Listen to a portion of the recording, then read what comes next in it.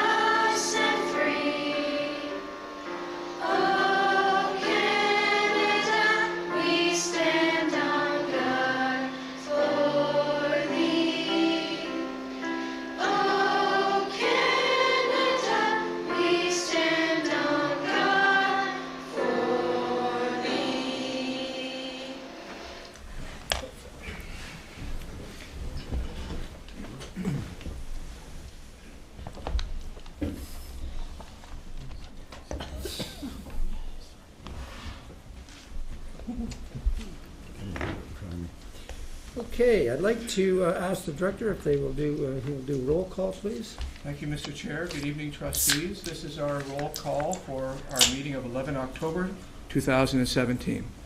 Trustee Armour. Present. First Vice Chair Karkner. Present. Trustee Cram. Present. Trustee Jacobs. Present. Trustee Wendy McPherson. Present. Trustee Bill McPherson. Present. Trustee McAllister. Second Vice Chair McDonald. Present. Chair McMillan. Present. Trustee Richards. Present.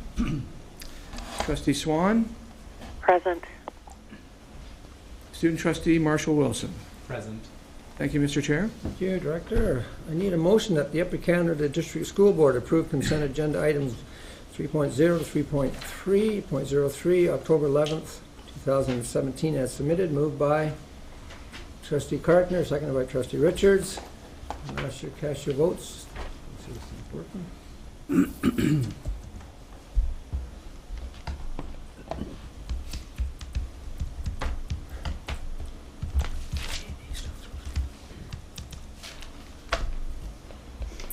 And that carries. Thank you very much. Do we have any conflict of interest declarations? Seeing there are none, I'm going to move on to a report from the private session, Committee of the Whole September 27th, 2017. As Committee of the Whole, private session September 27th, 2017, one property matter and one personnel matter was discussed, and due to time sensitivity, one recommendation was brought forward to the board September 27th, 2017, that night. So that's the report from the private session. So we're going to start with our first report. I'm kind of excited for this because this is a first opportunity to hear Superintendent Barrett, and she's going to give us an update on the Indigenous education. So I'm going to turn that over to you. Thank you, Mr. Chair. I'd like to also welcome our Indigenous education lead, Bill Montgomery. Welcome. So through you, Chair, we are pleased to present the UCDSB Indigenous Education Plan for our 2017-2018 school year. And just prior to sharing that with you, we'd like to acknowledge the traditional territories upon which our students and staff gather each day. We acknowledge the Haudenosaunee and Anishinaabe people who have sought to walk gently on this land to learn, to teach, and to play. So our Indigenous education strategy is essentially a collaboratively built plan. We're working closely with the Directors Advisory Circle this year to bring forward a shared community sense for the plan for the board. We're looking at improving our student achievement and well-being for our self-identified Indigenous students and continuing the fine work of UCDSB and leading for reconciliation in our schools. Essentially, there's 4 key areas of focus for the plan, and we're looking at, first off, using data to support student achievement. We understand that having a close connection to the information that's provided from both our students and our communities helps us to best serve our students and staff through the action plan. Our second factor is supporting students. We continue to listen closely to the students that we have in our schools and ensure that we're meeting their educational needs. We're looking at supporting educators and continuing to build the good work of building our capacity and understanding around Indigenous education, and then also continuing to foster engagement and awareness building with our local communities and connecting with our Indigenous educators. So specifically using data to support student achievement, we know that collecting and analyzing the data that we have better helps us to make good decisions. We are continuing to collect our self-identified student data through many factors, both the registration process, but also through our students themselves self-identifying in the work that Bill does with the board and through many of our programs that he'll speak to in a moment. So this information helps us to become more precise as we're planning for programming. So looking at also our specific data in connection to our school improvement plans. So what do we know about our Indigenous students who are in our schools, and how are we ensuring that we're able to utilize our school improvement plans to connect their gaps around literacy and numeracy attainment and to close that gap for our students. And then we also continue to look at how are we tracking and following along with the good work that's happening around building our community links and awareness. That has been a focus of the, a strong focus, I'd say, of the Indigenous Education Plan over the past several years. And are we continuing now to build these links with community, which we know are so important for our Indigenous students? And then I'll just pass it over to Bill Ford. Through you, Chair. Many of the students, supporting students that you see listed above you, there's a couple that we're focusing on more and expanding upon this year. The first is our TRC, the leadership program, Indigenous leadership. One of our biggest challenges is having that authentic voice in our classroom. We are quite limited on the knowledge keepers that we have, and we use them quite extensively. One thing that last year we had a group of students from Akwesasne who went to a couple of our schools to present themselves. So we're focusing on that leadership of our students, or our self-ID students. This year we're gearing it towards having them either, if they feel comfortable, present on something. What the Akwesasne students did last year was they brought a book on the Ohanaga, the Thanksgiving address. They read that to elementary students and then answered questions after. We're approaching our students this year to see if there's anything that they feel comfortable with their own cultures, if they're willing to do that. Hopefully we can have a few responses from the various schools. Other than that, we're getting them to have other initiatives within their schools, be it the shoebox campaign or Moose Hide campaign, just to give them a little bit more involvement other than just Orange Shirt Day and Aboriginal Day at the end of the year. Another expansion that we're looking at is our TRC+3 expansion. To date, we haven't found an in to get into our elementary schools to expand upon the incorporating the curriculum Aboriginal perspective within it. So this year, with our 13 schools that are participating, we provided resources for them. We're going to give them copies of the scope and sequence to ministry document and aid them in any way so that they can start working on that within their schools. During our TRC event at the end of the year, when we have our feast, we're going to have each of the participating schools provide projects for a competition. We'll have our Indigenous representatives critique them and have them select some that are quite notable, and we'll post those on our virtual learning commons so that our other schools in the future can see something that they can draw upon, because quite often they're a little bit hesitant to do something wrong, so this will be a starting point for many of our schools. The next slide, we're supporting our educators. We're continuing with our cultural competency through the Indigenous Friendship Centres of Ontario. Also, we have Dr. Sean Lassard coming. During these opportunities, we usually have our iLeads, a meeting with our iLead group, so the students get to participate with our presenters in the morning, and in the afternoon, our teachers have an opportunity to network with each other and have some time with those presenters so they can get professional development from them as well. That's a little bit different from what we brought the teachers just together by themselves. This way they get to share their learning with the students and develop that rapport with them. The next page, when we're talking about community feasts and again, community relationships, again, springing off of our TRC events. We have had feasts in different locales in the past. This year we'll be focusing on the two locations that our TRC events will take place, Maxville and Pineview, and we'll have 2 feasts at each location throughout the year where we'll invite our self-identified families to join us, make them aware of what we're doing in their schools, and hopefully they'll again join us at the end of the year for that feast. So those are the initiatives that we're focused on mainly this year. Thank you, Mr. Chair. If you have any questions. Certainly. I will open it up to comments or questions. Trustee Jacobs.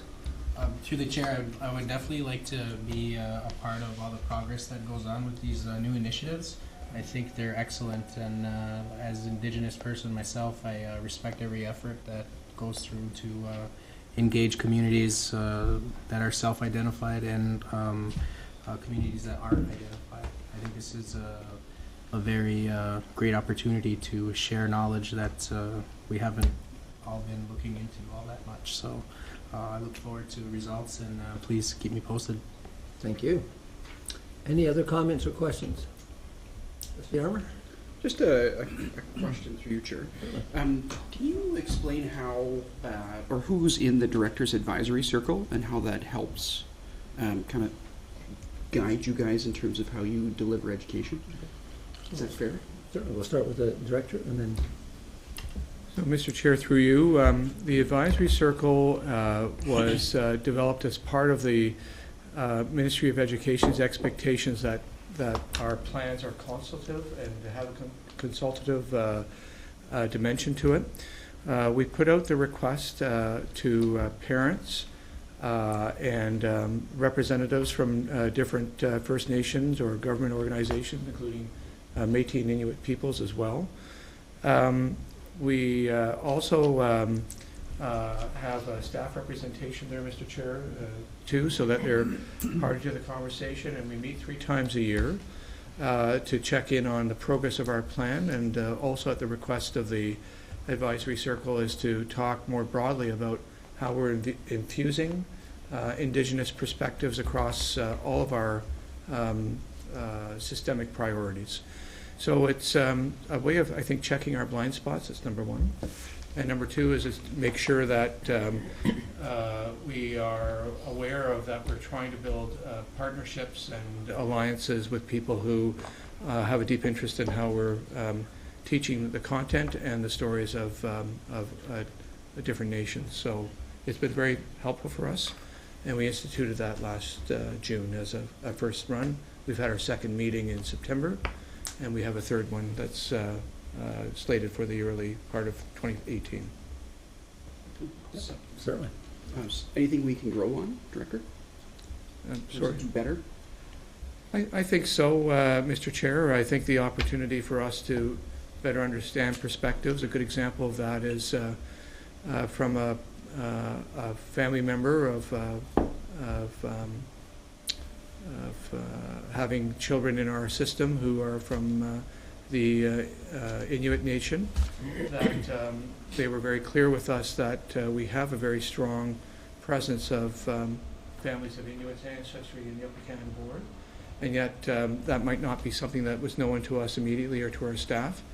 And so what does it mean to incorporate their perspective about and their links to networks in Eastern Ontario about how we connect with their worldview and life ways, and also what they advise us of what they think is going to be valuable for their children as part of their experience with us. Thank you. Thank you. Trustee Bill McPherson. Thank you. Through the chair, you mentioned self-identified student data. Do we have any numbers for that data? Like, how many self-identified students do we have within the board? Through you, Chair. Thank you very much for that question. Yes, currently we have 520 students self-identified within the system. Yep, thank you. Trustee Wendy McPherson. Thank you, Chair. My question goes back to 2 meetings ago. We were discussing the graduation rates and how we wanted to try and increase ourselves with that. Is there any monitoring of how we're doing with the Indigenous graduation rate, and if we could see in the future how well this program is working for us, is increasing that parameter of what we're looking at as a board? Mm-hmm. Through you, Chair. Thank you. That was it's a very pertinent question in light of some of our strategic focuses as well. Yes, certainly it is information that we are able to gather. I don't have that right at the tip of my fingertips at the moment, but can get that. But it is part of the monitoring process of our plan. The more information that we have that speaks directly to our Indigenous students, as I mentioned, the better able that we're able to be responsive to their needs. So certainly understanding for our students who are self-identifying with regards to graduation, where are those current gaps in relation to perhaps credit attainment or community service hours, and how can we be ensuring that we have the correct supports in place so we have students achieving successfully. Thank you. Trustee, Second Vice Chair David McDonald. Thank you, Mr. Chair. I have a couple of questions. When I look at the slide on supporting students, we've heard before about the ILE program in several of these projects in further detail. In that context within those programs, other than Indigenous students can take advantage of some of these programs, for example, the Native Studies classes, right? Those are open to all students? Through you, Chair. Yes, they are. The Contemporary Voices, the grade 11 pilot project that we're doing, has 10 schools involved in it currently. There are other schools that are not involved in the pilot project, but still teaching the course. But so within those schools, I would say, just roughly guessing, that I would be surprised if 5% of them were Indigenous students. So it's reaching many non-Indigenous students. The ILE program, it has been the goal to start involving the inner circles of our students. The way that we had been presenting it recently has been to have the schools, high schools, host our events, and we've grown so much over the last 2-3 years that the logistics is a little bit difficult to have their friends join them. We're having over 100 to 110 students join us for these events each time. When you consider that maybe half of them would bring students, we don't have the capacity within our high schools, so we're switching it back to our Kentville location, a central location for all our students, and we're hoping to get back to start involving their friends. Director, do you want to add some more to that? Yes, Mr. Chair, please. The province of Ontario has the First Nation, Métis, and Inuit studies courses for grades 9 to 12, and designed, in their words, for and about Indigenous peoples. So the idea is that it wasn't going to be limited to one particular group of students to have that learning experience. And we've also found, Mr. Chair, that the value about having this experience for our students, of which we have, I think, in my last conversation, 172 credits being offered this year in First Nation, Métis, and Inuit studies, is that there's now a trend among post-secondary institutions in Ontario that are requiring students, regardless of their discipline of study, to take one course in Indigenous studies. And because of that, we believe that our Upper Canada District School Board students actually have that advantage of having had that exposure and learning experience early in their career, and not the first time that that's occurring when they've gone to a post-secondary learning experience. So we're really pleased that the ministry offers those courses, and we're particularly delighted at the fact that we have the commitment that we have in the system to be providing that as part of our Ontario Secondary School Diploma experience. Okay, thank you. Sorry. So when we look at the slide prior, it talks about the data to support student achievement. And when I look at the information that we have, we've got a lot of information that talks about how we're supporting students, but a little light on how we're actually going to close that gap. Because if we look at the Indigenous education strategy, there's two main components to it: improving student achievement and well-being among First Nation, Métis, Inuit students, and closing the achievement gap between Indigenous students and all students. And I think the strategies that we have in place around supporting students are excellent. Not only do they support Indigenous students, they support our system as a whole. And I think part of that comes out of the Truth and Reconciliation Commission, is that there needed to be greater awareness around some of the things that had occurred and some of the things that need to be put in place to move forward and to advance Indigenous studies. So I think we're doing well from the well-being component. We've done significant work there. I don't think we need to stop it, but at some point, does it become more embedded into everything that we do as opposed to just an Indigenous program? And we concentrate more on closing that gap with the funding and the supports that we get from the province around Indigenous education. So I think it's important that we hear of some of the strategies that we're going to be using to support closing that gap, not stop hearing about the good things that we're doing to support students, but also how we're expanding it. And truly, the intention across the province is to embed more into the curriculum. So how are we embedding this into just what we do on a natural basis? But more importantly, what are we doing to help that gap close for our Indigenous students? So through you, Chair, I really appreciate that comment, because certainly while we have an Indigenous Education Action Plan, really we're hoping to get to that point where it's a plan for all of our students, right? And we've already closed the gap that you're speaking to. Specifically, I can speak to, for example, the renewed math strategy, of which we have a strong focus in our board. But within that strategy, we're looking at specific elements around indigenizing the curriculum so that we can draw the program closer to the student. And I'm speaking our Indigenous student, closer to their cultural understanding, so that they see themselves within the curriculum. And the more that we're able to do that, I would say for both our Indigenous students and all of our students, the greater impact that we're going to have around those gaps that we currently have. So when you're asking what are we doing, we would have specific strategies around teaching our educators in terms of what does indigenizing the curriculum look like in relation to the math tasks that we're asking of students. So how do we make a specific task become relevant for that child who is in your class, who is self-identified? That would be one particular component I can think of just off the top of my head in our elementary math focus. Trustee Cartner? It's a question, thank you, Chair. A question in regards to the native language programs that are running within the board. As a member of the education program work team for OBSPA, this is one of the things that we have been voicing great concerns about, that the language programs are not being taught by the Indigenous peoples. I just wondered how successful we are in Upper Canada with our teachers being self-identified as well.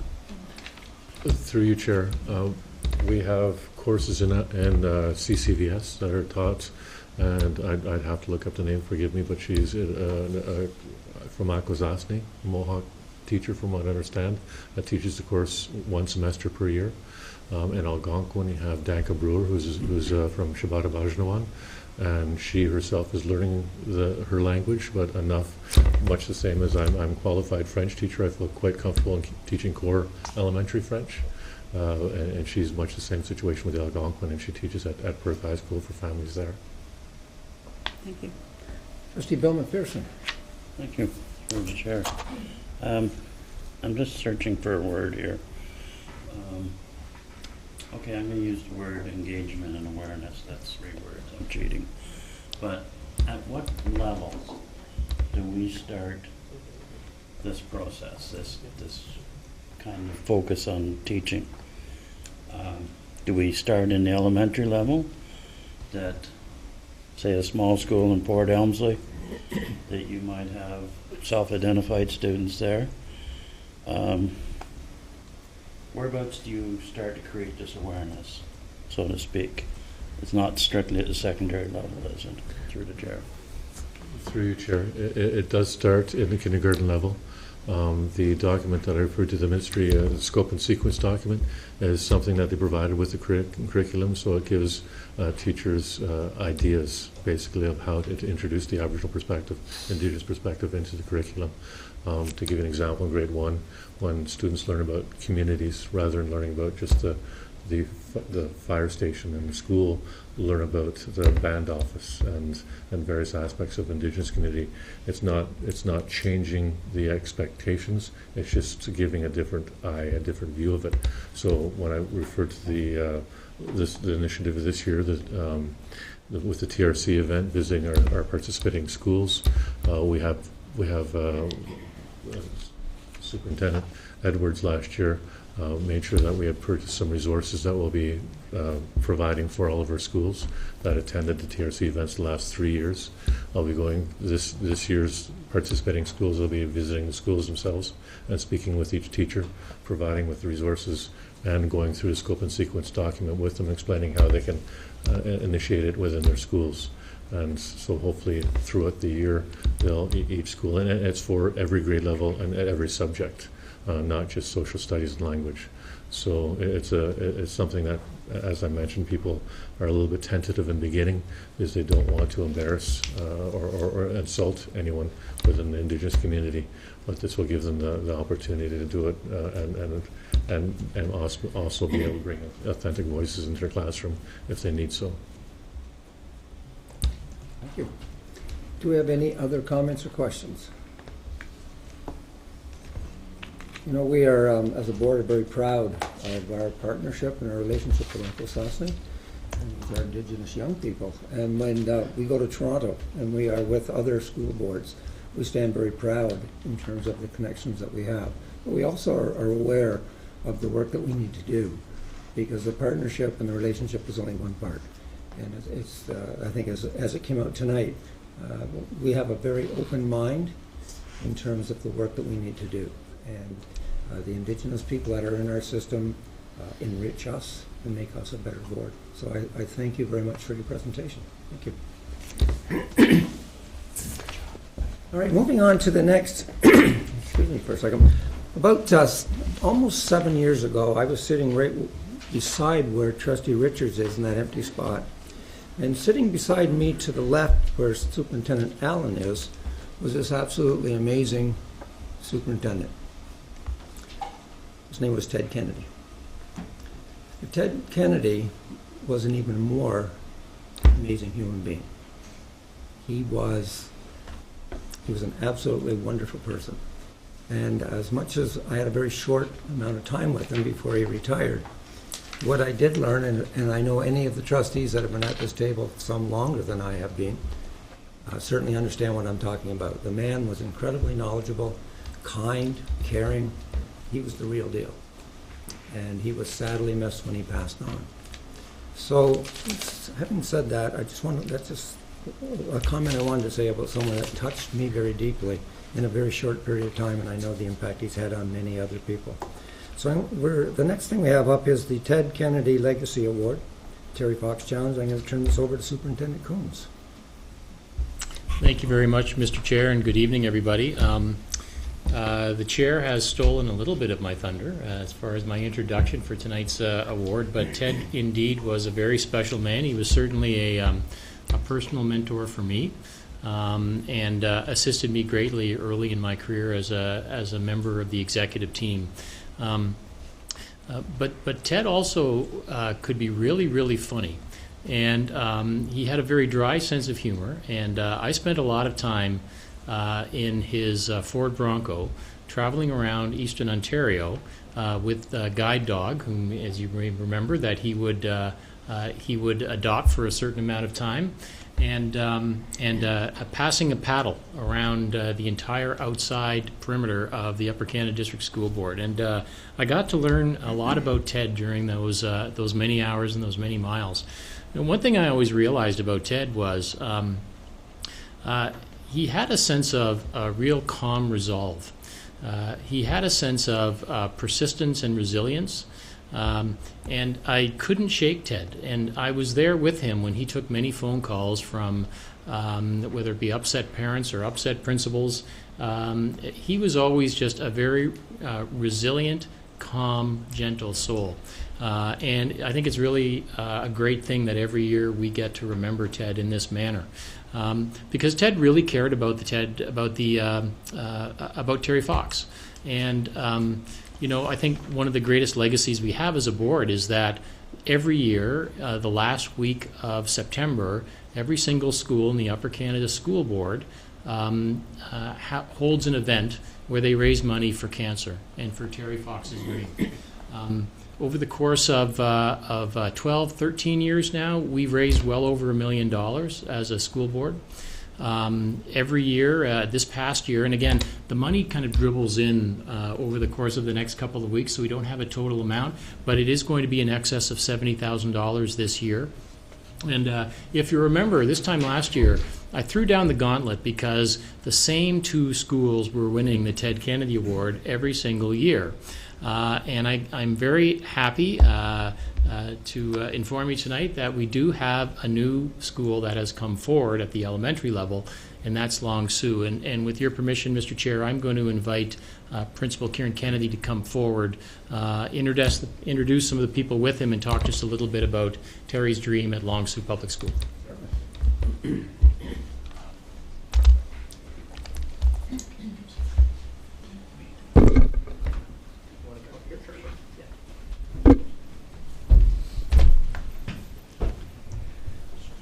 So I have the absolute pleasure of telling a story that needs to be told, and I know this was recognized in the director's annual report, and both of these gentlemen beside me also had a nice audience with Minister Mitzi Hunter when she was at Long Sault Public School last year, and I got to share a bit about their accomplishments with this special event last year.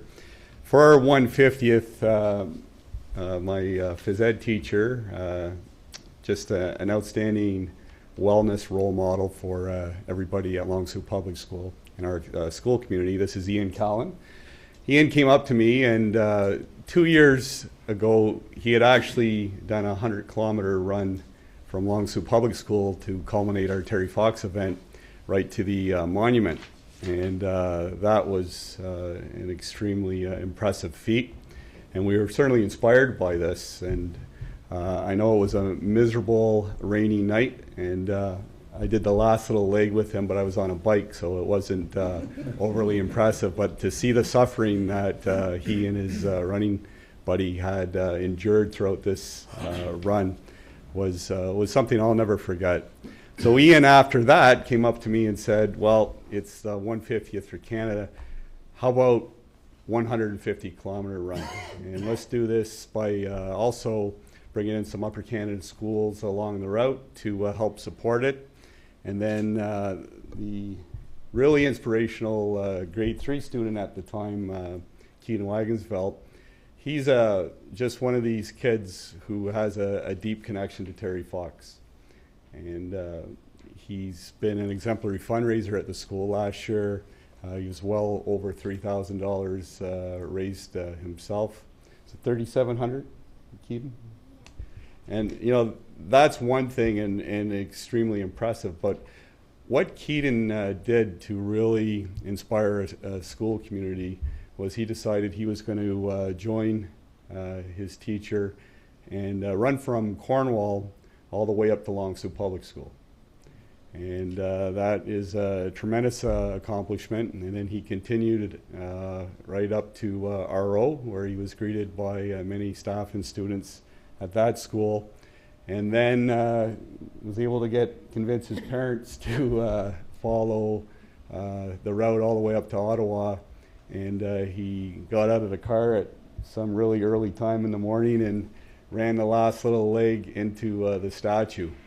And there's a couple of moments that I'll always remember in this. The first one was Keaton's entrance into our school. And you can picture 265 students along the fence cheering parents and staff. I think it was the closest he ever felt to being like a rock star. And when he came in, there wasn't a dry eye on the school ground. It was so, we were so proud of him and continue to be. This kid's a role model. He gets what Terry Fox stood for. He certainly exemplifies perseverance and resiliency. And at a very, very young age, he is keeping Terry Fox's legacy alive. And I know he's going to continue to be a champion too. And Coach Callan, teacher Callan, he wears many, many hats at the school, but just through Ian's example, wellness is kept alive for students and for staff. And when you get to work with inspirational people every single day, it really makes your job as a principal and as a leader that much easier. And they certainly inspire me to continue to support Terry Fox too. So we were pleased with the bottom line, and it was nice to, as Superintendent Coombs said, wrestle the trophy away and have it at our school this year. And it's just a big congratulations again to Ian and Keaton for the example. And certainly one of my colleagues, Jason, Keaton's dad, he and his wife were extremely supportive in all this too. And it really does take many different stakeholders to make these events such as something like this a really big, big success. So congratulations, and thank you tonight for the recognition. Thank you.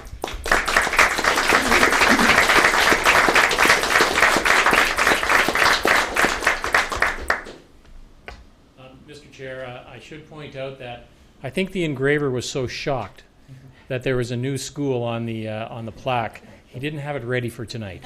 So I promise the plaques are coming. We will make sure that they hang proudly in your hallway for the remainder of this year.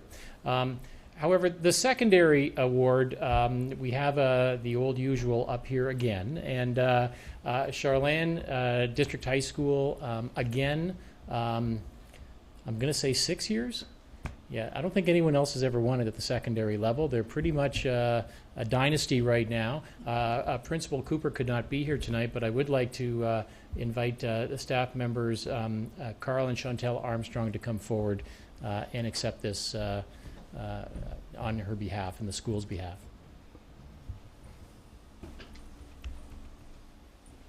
Thank you, Mr. Coombs.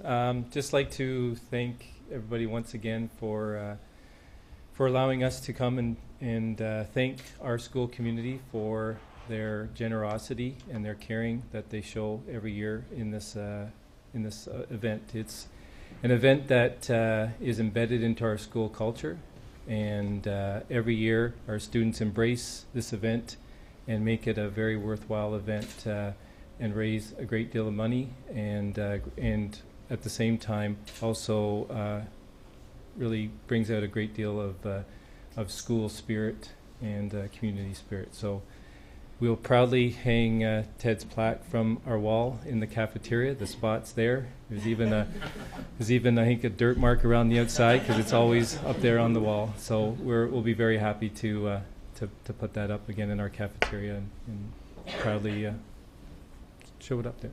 Thank you so much. Thank you.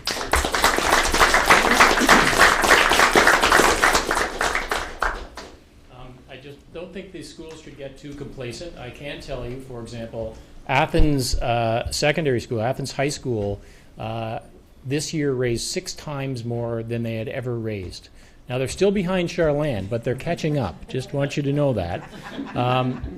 And I've also been told that Principal Rich Tamblin of Toniata, at the end of this month at the Spirit Day, will be kissing a fish in front of the whole student body because they raised more than they have ever raised at Toniata. So Toniata is coming as well. So thank you again, Mr. Chair. I can tell you that Terry Fox's legacy and Ted Kennedy's legacy is alive and well at Upper Canada District School Board. Thank you. Thank you very much. Congratulations. And thank you, Superintendent Coombs, for keeping not only the Terry Fox in the forefront of all of our minds, but most importantly to us, Ted Kennedy. Like I said, he's a wonderful man. We all have stories. I'm not going to tell the one that, so I'll tell you privately about the Red Hat Society. Nice group of people. Okay, moving on is the Upper Canada District School Board work plan report schedule, and I'm going to turn this over to the director. Even though my name is attached to this, I'm going to let you do all the explanation on this, Director. Thank you, Mr. Chair. Trustees, I want to take the opportunity to bring this to you, which came out of originally the board's working session in January of 2017, where during the planning session, the board had a distinct interest about confirming how are we keeping on track and how are we doing in light of priorities that they were setting as part of their strategic plan and strategic direction. A little later, the board may recall that in April, coming out of the Accountability Framework Committee, was a further recommendation of having some means of tracking some basic reports that would come forward to the board in 3 categories. The first one was categories related to strategic objectives that talked about are we on track and how are we doing currently. Legislated reports that the board is obliged under the Education Act or under different provincial policies to revisit annually.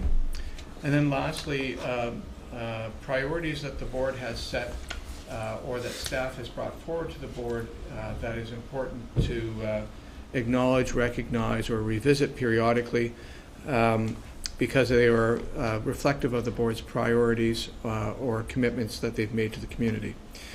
So of particular note then, Mr. Chair, is our current version of this this report list, or we're calling it a roadmap, and ensuring that each month as the board proceeds with its agenda that we are mindful and recognize these key reports as part of the things that are discussed at this table.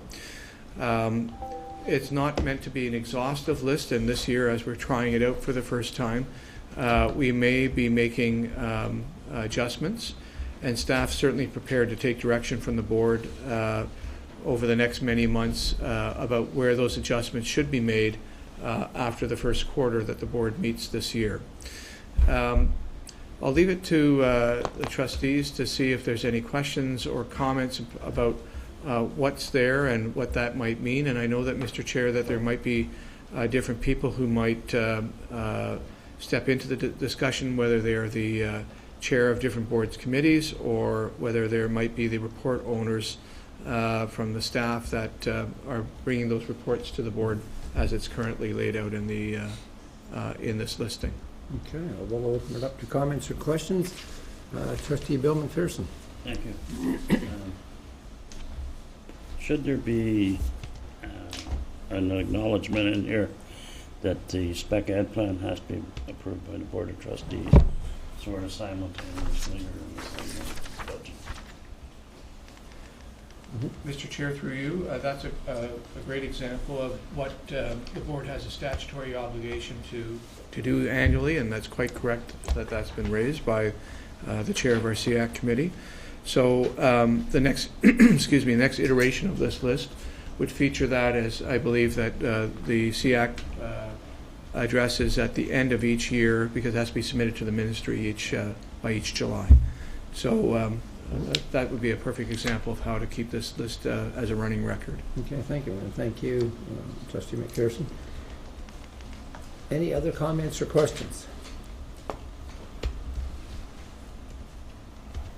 I think it's, seeing there are none, I think it's a great idea that we have, as you call it, the roadmap for us as a Board of Trustees to know what to anticipate, what's coming down the road. It helps us at Management Council, certainly in terms of what to expect, and it certainly makes the operational side and the senior team and the director aware of what's coming next.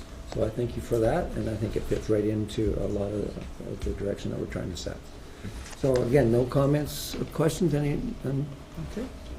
Okay, seeing there are none, we're moving on to the next item. And this is a request to amend the bylaws. Just before I turn this over to Trustee Cram, I want to thank Trustee Cram first for the work and the leadership that you've shown in the committee. And again, a lot of what we're going to hear, everything that we're hearing tonight is coming out of the committee, so it's open for discussion. There are some things in here that are just a matter of needing to tidy up the bylaws. And there are a couple of things that are going to generate a lot of discussion. What I don't want is for this to get lost in terms of how we're doing it. So there has to be a certain format to it. I think, if I'm correct, Trustee Cram, you're going to do an overview first, and then we're going to go back to individuals. Go back to the sections. It's going to be very similar to the accommodation review, where we had sections and we dealt with that. We'll deal with amendments as we go through, after you've done the overview. We'll deal with discussion at that point, but we need to deal with it in a very formalized and a very structured way, or we can lose ourselves in the whole process. So it's important that we kind of keep a direction. I'm going to work hard to keep that for everybody. Okay, so having said that, I'm going to turn this over to Trustee Cram. Thank you, Chair. It's my pleasure to present to the board on behalf of the committee members, Trustee Susan Richards, First Vice Carol Karkner, and Chair McMillan, and the invaluable assistance we've occurred with Lisa Workman. The recommended action for our school board is that the Upper Canada District School Board approve the board bylaws with revisions as presented on October 11th, 2017, with an effective date of December 1st, 2017, moved by myself and seconded by Trustee Richards. And I bring that to the board at the beginning of the presentation because by parliamentary procedure, it should be a motion on the floor first before discussion can occur, as opposed to having discussion and then a motion. So to put it in the proper sequence, that's what the motion is there for. Okay, well, let me stop you right there and get the motion on the floor. It was in front of me, I just didn't look up. So I have a motion that the Upper Canada District School Board approve the Board of Bylaws with revisions as presented October the 11th, 2017, with an effective date of December the 1st, 2017. I need a mover.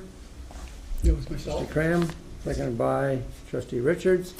And now, I'm sorry, I didn't mean to cut you off, but I didn't do my job, so pass it over to you. The next two slides are basically an overview of the recommended revisions that are proposed bylaws and the kind of action that the committee recommends. The committee has worked hard on wording, and you'll notice that the bylaws have been reformatted to group the themes together. As such, many of the bylaws will be occurring in different order than our current ones. We can assure you at the conclusion of this process, any current bylaws that have not gone under recommended revision remain as they currently are worded, but they may occur in a different order. All bylaws are accounted for. For this presentation, the committee suggests revisions will be grouped by what the committee feels is minor change, or grouped with what the committee feels be a major change. And the chair did refer to that as some wording changes and some ones that will require discussion. With permission of the chair, we'd like to present a total package to the trustees, then followed by any questions that the trustees have related to further rationale.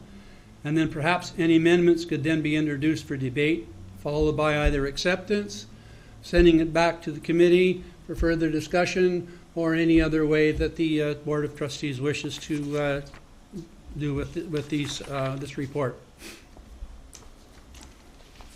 The next one.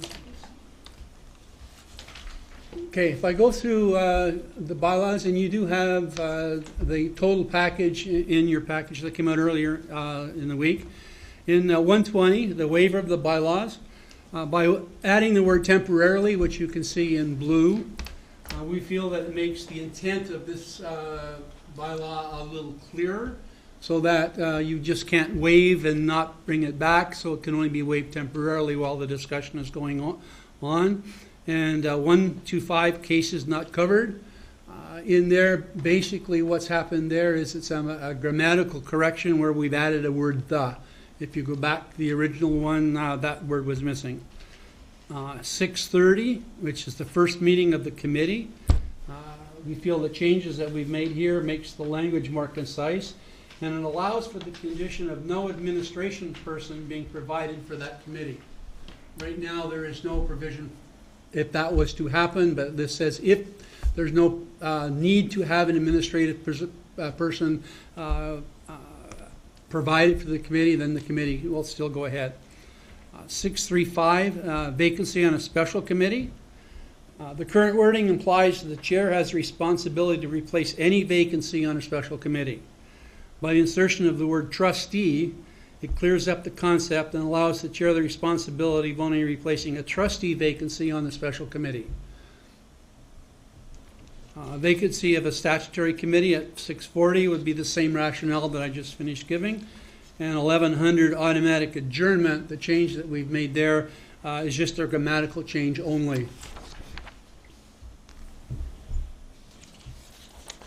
If we go to 1305, which is setting the agenda, what we've done here is just delete the name of each position involved with setting the agenda and replace it with management council. The people who are currently setting the agenda are on management council. If you change the people going in or anything along that lines, it would require further change to the bylaw. So just by adding the word management council in here, there would be no need to change the bylaw in the future. 1430 simply was, it's a change of numbering because we changed the location of that particular bylaw from the current one to the new one. In section 150, which is the officers of the district school board, the committee feels that we can restructure the designation of the officers of the school board. The director of education also has the title of secretary of the board. So the committee feels that we can combine the two positions into one with the title of director of education and secretary of the board. We also feel that the position of second vice can be eliminated from designation as an officer of the district school board. The Education Act makes no reference to that position in its entirety. There's no other board in Ontario, regardless of its size, that has the position of second vice chair. And that being said, there's nothing to say that a board cannot add that position. However, there is some belief that the position was originally formed by the UCDSB at the time of amalgamation of the 8 geographical counties making up the UCDSB, so there would be representation from both the eastern part of the new board and the western part of the new board. It's the feeling of the committee that we have now grown past that point in time as we do work for the benefit of the entire board. At the current position, we've already vacated that one because both of our vice chairs at this point are from the eastern section of the board. While there's an argument for the necessity to have a third person on management council, the committee feels that can be addressed in a different way than as an officer of the board. Now that will be addressed in a separate recommendation. And 155, the signing officers then would have the same rationale as currently just said. 205, the management council. What we've done there is have number 1 and number 2 have remained exactly the same as they were under the old bylaw. Number 3 has a word replacement that allows more flexibility as opposed to an appointment or a secondment. And number 4, the committee heard from some members of management council that they felt that it's necessary to have a third trustee sitting on management council in order to have adequate input in the formation of the agenda. As the main objective of management council is to set the agenda of the board, the committee felt that it could be handled by an elected trustee representative that did not have to be an officer of the board. 4, the inaugural and organizational meetings. This recommendation simply adds for the possibility of a vacancy occurring in the role of the chair. and the subsequent procedure for replacement. The ability to assume the chair has been removed has been moved from a different section to this particular one. 405, the inaugural meeting, as the provincial government has changed legislation and moved the start of the trustee term of office, it's necessary to change our bylaws to conform to that legislation. In order to avoid having to change our bylaw when the government makes legislative changes, we are recommending that the wording be changed to simply comply with the Municipal Act. At the organizational meeting, as it's necessary to hold the organizational meeting every year, our recommendation here is simply to change the wording to comply with the Education Act. 415, the organizational meeting agenda. Our suggestion here is to confirm annually our elected representatives to the positions indicated. Number 1 remains the same as per Education Act. Number 2 reflects our deliberations with removal of the second vice officer position. Number 3 corresponds to our suggestion of a trustee representative to Management Council. Number 4 elects or confirms our representative to OBSPA. And number 6 represents only a number change from the previous bylaw, as it's in a different position. 420, the election. As our recommendation for elections now has added some positions, it's simply a title change. Vacancy of elected officers. This wording takes the naming positions of executive officers as they already defined in a previous section, as well as the change to 420 from 443 as a relocation change again from a different section. On 510, there is an honoraria for the vice chair, and it reflects our recommendation of the elimination of the second vice position and reworks the honoraria to reflect the stipulated compensation in the Education Act. Regular meetings just follows the previous recommendation.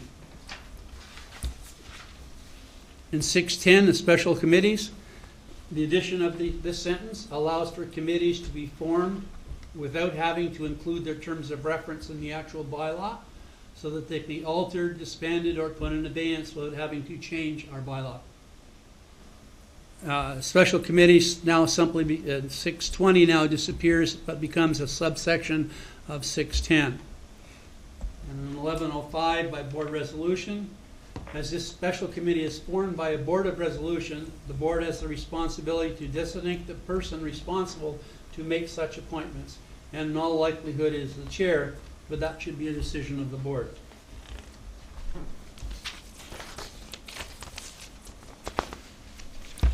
In Article 10, the committee is recommending that trustees are required to attend a minimum of 10 regular special board meetings each school year. I must take responsibility here for missing some words in proofreading. It was a recommendation of the committee to have the words "in person" as part of this bylaw change. As a result, we will be willing to entertain an amendment at the end to better reflect this recommendation. It is also brought to our attention that we don't operate on a school year, but operate on a term year, beginning and ending according to Municipal Act. So as trustees, if you are in favor of proposing a friendly amendment to delete the word "school," and the trustees are in favor, I'm sure that the committee would not object to that fact. It is our belief that the private session is indeed private, and the contents can be controlled at the administration office by closing the doors and turning the podcast off. The same cannot be said by teleconferencing. It is our recommendation, therefore, that private session, therefore, cannot be available by teleconferencing. In Article 13, regular meetings, we have restructured the order of business to ensure that the directors and the chair's comments can come earlier in the meeting. In addition, we've indicated titles for certain sections and felt that the monthly reports can be handled either in a scheduled or other business, or it can be included in non-action items. In 1315, the delivery of the agenda, by the insertion of the word "business" into the corresponding sentences, we are recommending a much clearer understanding of when an agenda must be published. The last sentence does allow for exceptions to be made, but they must be a minimum.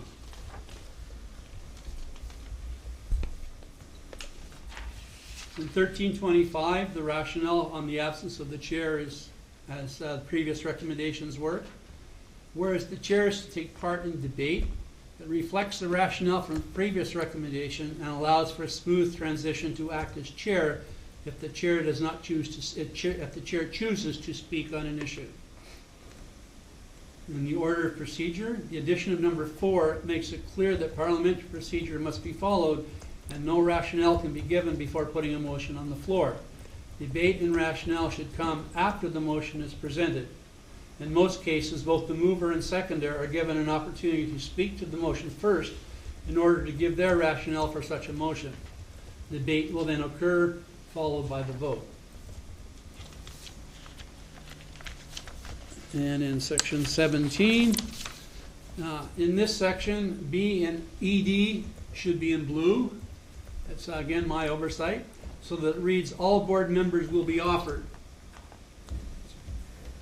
The rest of the edition is meant to introduce the orientation session, a local board flavor to our orientation. In the past, the orientation has consisted of the legal responsibilities of a trustee as it relates to legislation. While we agree that this is an important part of the understanding of a trustee, we need to offer during that session a more comprehensive package that includes how, what, why, where, when, and who of our board logistics. Here, here. I would entertain questions and answers. And these are questions and answers in terms of the overall rationale. We'll go back to the individual parts in a moment. Okay. Trustee Bill McPherson. Not make the amendment first? Or that's your call, your chair? Let's have the rationale first, and then we'll come to the amendments, and then there's some, obviously there's some key areas that need to be addressed because they impact everything else. Okay, so let's have the rationale first, and then I'll come back to your question. So any questions on the overall rationale? Okay, Trustee Bill McPherson. In the elimination of the second vice chair's position, are we not in danger of recreating it by having an elected member at large, so to speak? If we get into the financial, will there be extra compensation to that member for attending, 10 more meetings a year approximately, through the chair?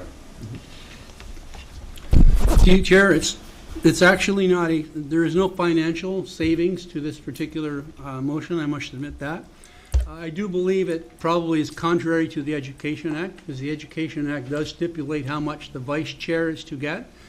There is no stipulation as to the second vice, so I believe our first vice is not getting the appropriate compensation to start with.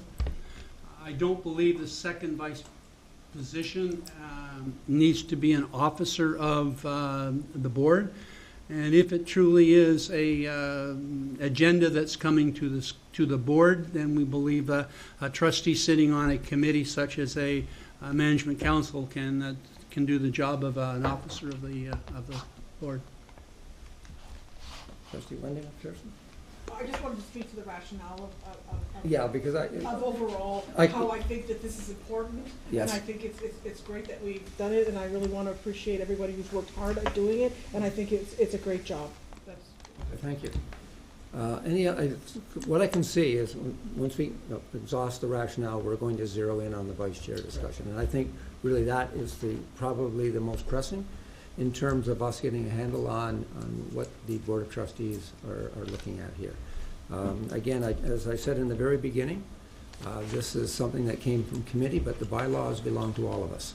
These are the rules that we work by, and I think it's really important that we have a rich, deep discussion right now in terms of where we as a board feel the bylaws should be heading, and if there are no more just general comments or in terms of rationale. For you, Chair? Yes, go ahead.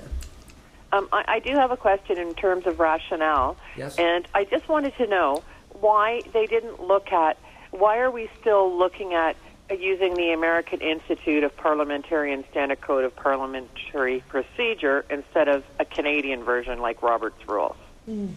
Well, we've Why been- was that not considered? We've been using this particular model for 10 years or more. It's not something that, it certainly is the rules that we've been working under. It's not something that has ever created a problem for us in the past. And I don't see it creating a problem for us in the future. We all have to have rules that we operate under. Different boards use different rules or different formality or formal rules, and we happen to be using this particular model. But that did not come into the discussion at this point in time because we're dealing with bylaws at this particular time. But these bylaws are, back to you, through you, Chair, drawn in conformity with the American procedure, and we're Canadian board, and I just wonder, perhaps this committee could look at this in the future, why we couldn't switch to Canadian rules of parliamentary procedure. Okay, that's certainly something we'll take into consideration. Thank you. Okay, any other comments or questions? Okay, so Trustee Cram, because I feel that the one key part of many of the changes comes down to the conversation around the second vice chair. Would you be opposed if that's the area we open up the discussion first? Not at all, Chair. It's your prerogative. Okay, so I do believe because everything that has been deleted is because of that particular area. So what I'm going to ask Trustee Cram is you to go back and just give us the rationale, and then I want to open it up to discussion. Okay. I have one question with regards to number 10, I guess, trustees attendance. We'll get to that one. Oh, is that right? Okay, so we're not, okay. What I want Trustee Wendy McPherson is to deal with this particular one. There's two that are controversial in terms of are going to have quite the conversation.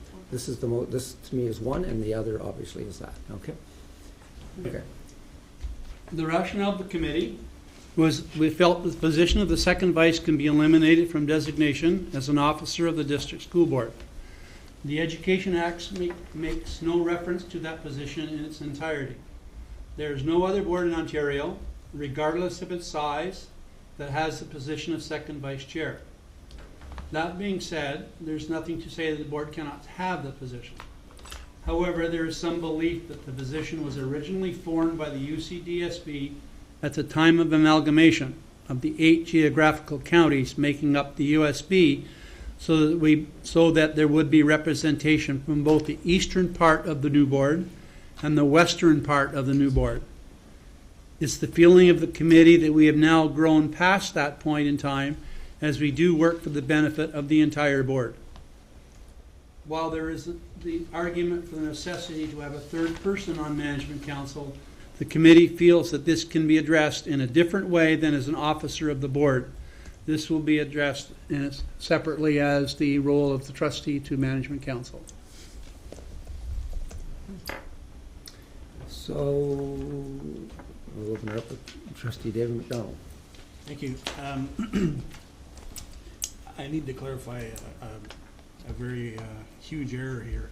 The assumption that's being made by the committee, there is a book of records. So if you would have looked at the book of records and minutes, you would have seen that second vice chair didn't happen in amalgamation. That's a really huge error in my view. If you're going to use the rationale for something, you need to make sure that you have the facts straight. In fact, the second vice chair came into play whenever management council was created. And it's in the minutes. You would see that. The bylaw changed at a specific time. So if your rationale is to say that it's beyond the point of amalgamation, I think it doesn't hold water at this point. To then move forward and say you need to have an elected person to sit on management council, that's being done. If you want to call that person something different, that's fine. If you think that one particular person should get more money, whatever, right? That's up for discussion. But I think it's important that the facts have to be correct in order for us to have the discussion, because you can't just simply say that it was done 20 years ago at amalgamation, because it wasn't. It was done several years after amalgamation and the formation of management council to ensure that we had 3 trustees present during those discussions and create an executive of the trustees. Thank you for clarifying that. Through you, Chair. Trustee Armour first, and then Trustee Swan. You can let her go first if you want. You sure? Okay, Trustee Swan? I just have a question. In regards to the proposal with the bylaw change to eliminate the position of second vice chair and have a trustee sit on management council, I did not read anywhere where there would be financial remuneration for the trustee who sat. And a secondary question would be, could this trustee be rotated through the term? Trustee Cram? Trustee Swan's correct. In the suggested bylaw change, there's no remuneration for the trustee elected to management council. And yes, it would be possible, depending on how the trustees wanted to do that, to allow for a rotation through management council. Thank you. Thank you. Other comments or questions? Trustee Armour? Thank you, Mr. Chair. Just a couple comments and a question. My worry on not having a second vice chair, and it's not in our bylaws to say that we have to have a trustee on this committee, is that we wouldn't have quorum. I don't think. Is that possible? What do you mean quorum? Like, I mean, to set the agenda, it comes to management council, and you guys set what we discuss in these board meetings. So basically, we would have not in the bylaws, this right here, that we would not have.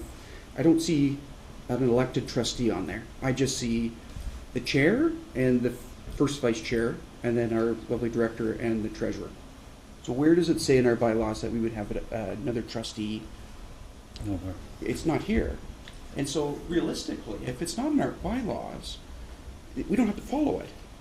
And so I worry about that two people, technically, the chair, yourself, and the vice chair can steal not steal, but steer our agendas.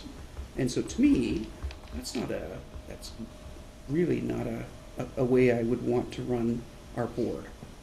So I have a challenge with that. You having a challenge with the management council as such? With that. Without that third person, whatever we call it. Okay. Does that make sense? It's not in our bylaws, right? So my thoughts are, if it's not in the bylaws, we don't have to do it. Am I wrong on my thinking on that? Well, it's not so much the management council. I think it's in your assumption of how agendas are set. And in some boards, the agendas are set by the director and the chair only. Yeah. The advantage to the management council, and in terms of my 7 years of sitting on it, is that we don't steer. We simply get items onto the agenda, listen to the presentations to make sure that the information is ready for the presentation. So there's no need for a quorum as such, or as you were saying. So we don't have it specifically in the bylaws, but the agenda has to be set in one way or the other. Absolutely, but my thoughts on that are, if we only have two elected positions on management council, elected, but our chair and our vice, and there is something that comes up that we need to vote on and management council put on the agenda, where's that vote come from? Well, and I think that's the other assumption, is that we make decisions. We do not make decisions at management council, nor would we vote on something. But you still set the agenda. We So that is a decision, Mr. Chair. Don's got an answer. Pardon me? Don's got an answer to his question. Well, the reason I'm on this right now is because we're dealing with management council.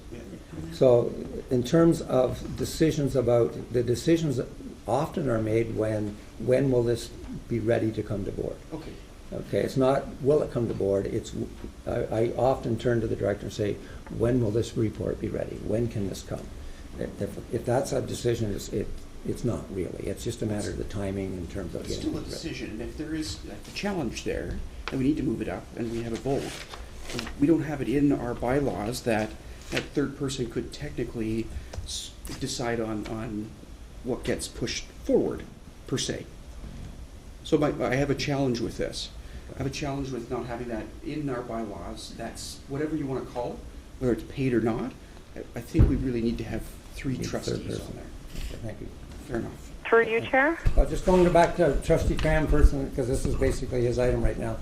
Thank you, Chair. Don't forget, on Management Council, the bylaws that is being proposed is there is a third trustee representative on Management Council that would take the place of the second vice. Which one is it? 2.05. Trustee Swan? No, that was my point in 2.05. It says an elected trustee representative on top of chair and vice chair and the director. Thank you. Trustee Bill McPherson, then Trustee McDonald. Just a historical perspective from one of the old guys. The rationale behind forming Management Council was to give a broader voice to the trustees in setting the agenda.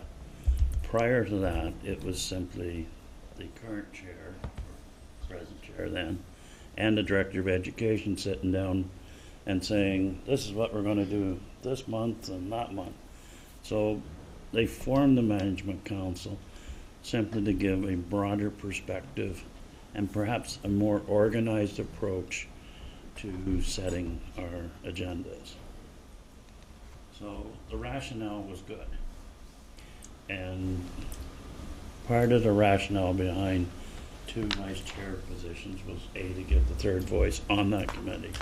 And secondly, there was at the time a bit of an attempt to kind of soothe some troubled waters within the board.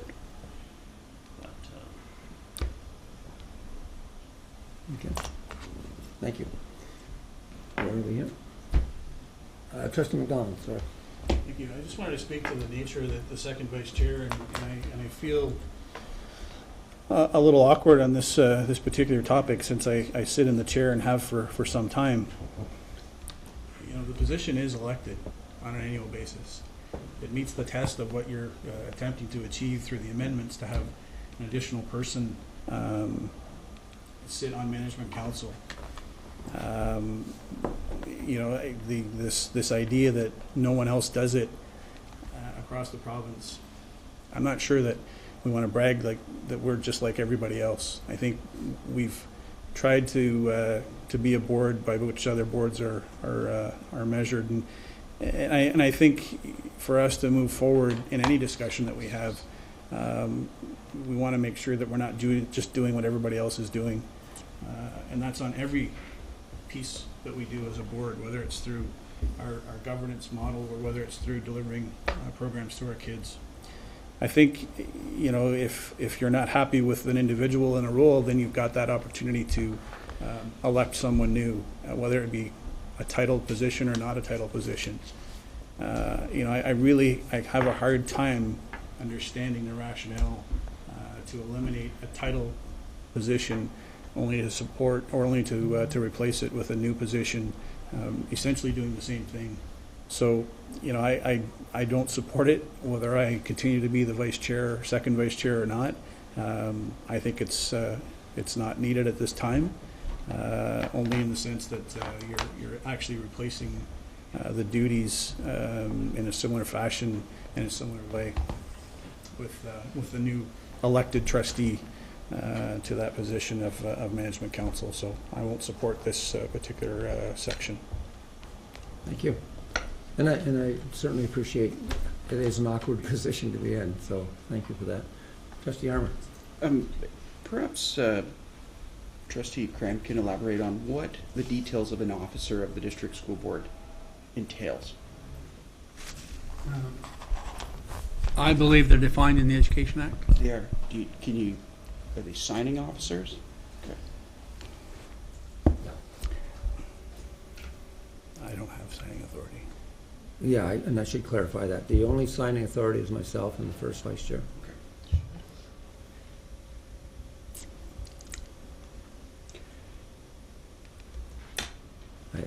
I know everyone's thinking right now, and I don't want to cut this conversation off yet if there's more to consider. Really, the question comes down to, is a very key question. Do we keep the second vice position? I need you to think right now, and I know there were committee members, and the committee members haven't spoken yet, and they're certainly welcome to jump into the conversation as well. I think it's also important that anytime a committee meets, you know, there's always different voices and different issues brought up in that committee, and I think it's important to get that in as well. Trustee Wendy McPherson. I don't know if this is the right time, but is it at all possible if because this management council to me is a very important position. It's something that seems to be out of my reach as a newbie on council, but because it's so important and what have you, is there not some rationale to put in how many meetings a person could miss or should be allowed to miss in the bylaws, that we should be allowing them to management councils being meetings that get missed when it comes to organizing your agenda? Is there any? To be honest with you, that has never been an issue. I can't recall any, if maybe one or two, if someone was out of the country or away, but usually management council, the responsibilities are taken very seriously, and everyone is there, and if they're not there in person, they're there on the phone.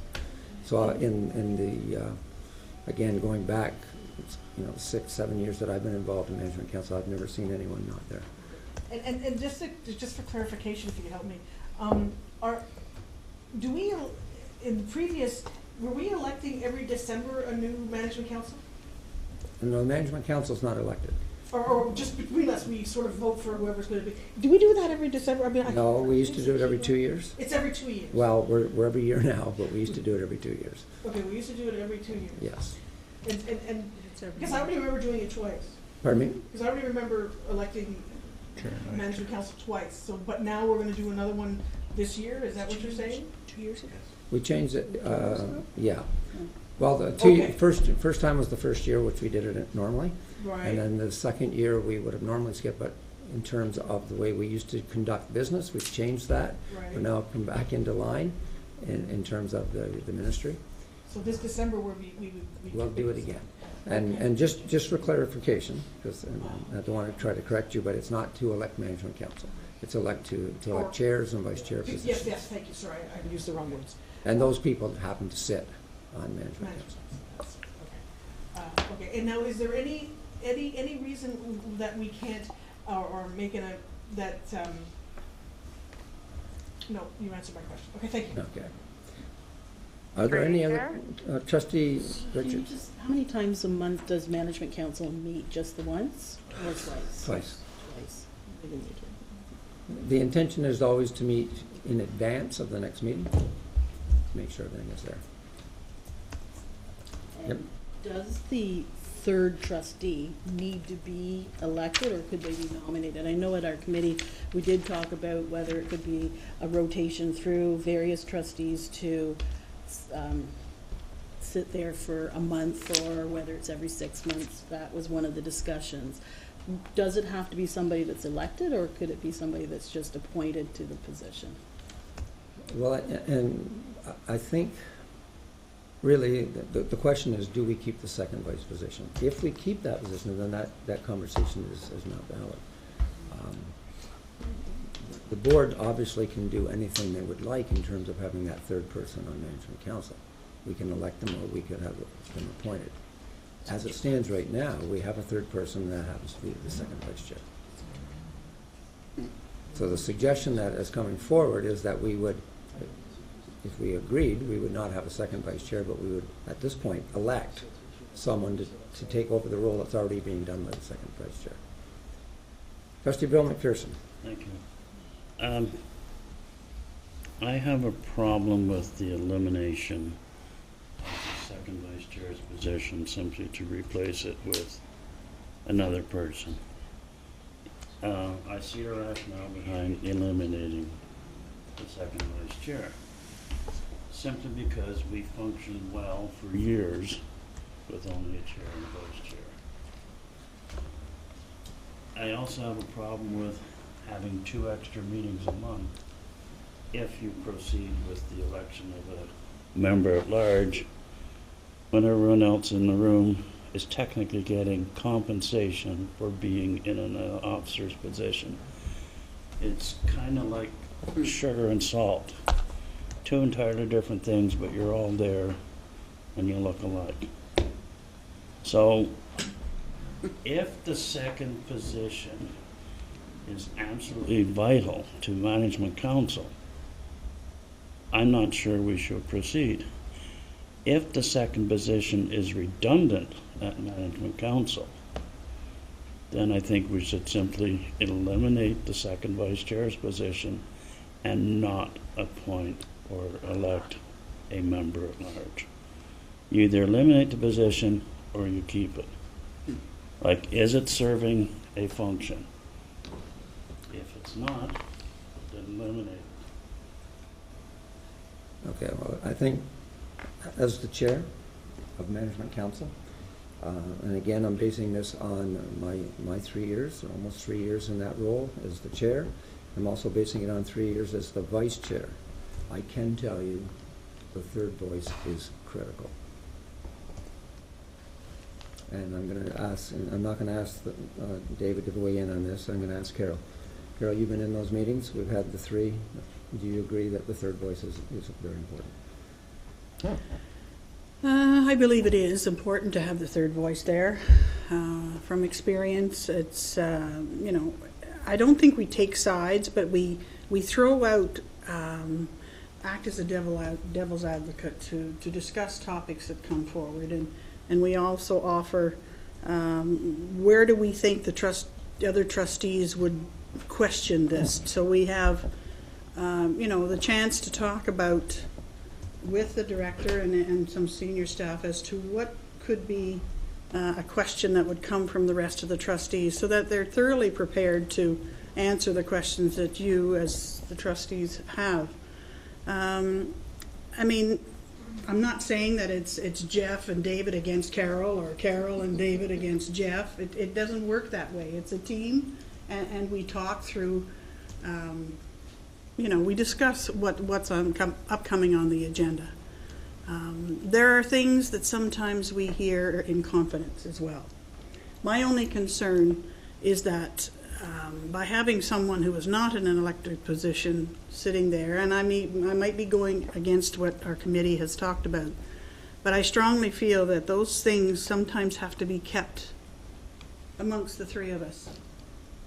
And it's not that we're hiding anything from the rest of the trustees, but we are told things in confidence that we have to, as elected officials, keep to ourselves until the time is right. Maybe I spoke, out of place here, but I felt that had to be said. And compensation is not the last thing in my mind. I want to make that very clear, as in the position of first vice right now. I tell you, in the position of chair, you don't have to worry about it either. Trustee Armour. Look out. Just a comment, and I actually agree with Bill. I'm either for eliminating it altogether and keeping the title the way it is, and not adding just for the sake of adding another elected trustee representative. I think that's only fair. It's just a comment. Thank you. Thought this through.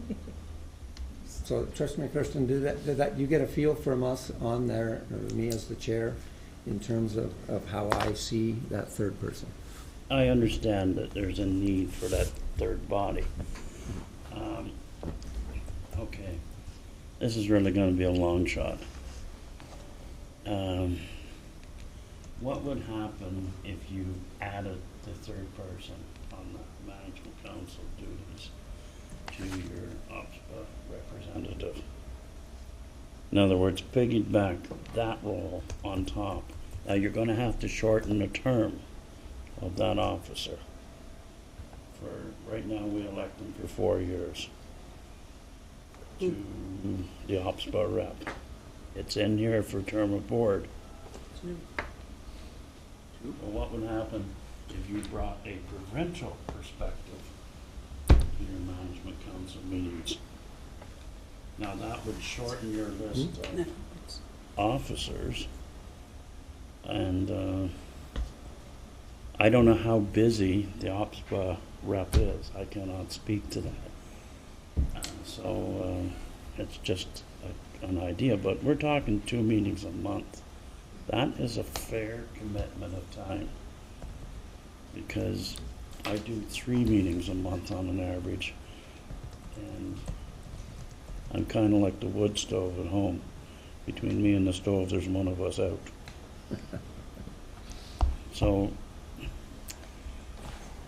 I see what we're trying to do, but I'm not sure we're going to accomplish much at the end of it. Okay. So, I guess before we can get to that, it's important that we make the decision right now in terms of the vice chair. If we vote to keep the vice chair position, the second vice chair, then that conversation doesn't come into play. If the vote is to eliminate that position, then the conversation moves to the next. Trustee Cramp. I don't know how to word this, Chair, but right now there's no amendment on the floor. We're going to have a motion here in a moment. Okay. Then the amendment should be coming first, I think, before we have discussion. Through you, Chair. Hang on.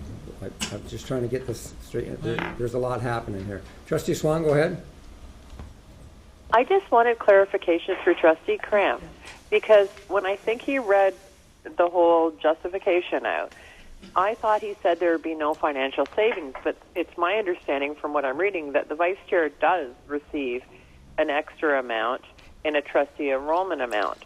So there is a cost savings to the board. Is this not correct?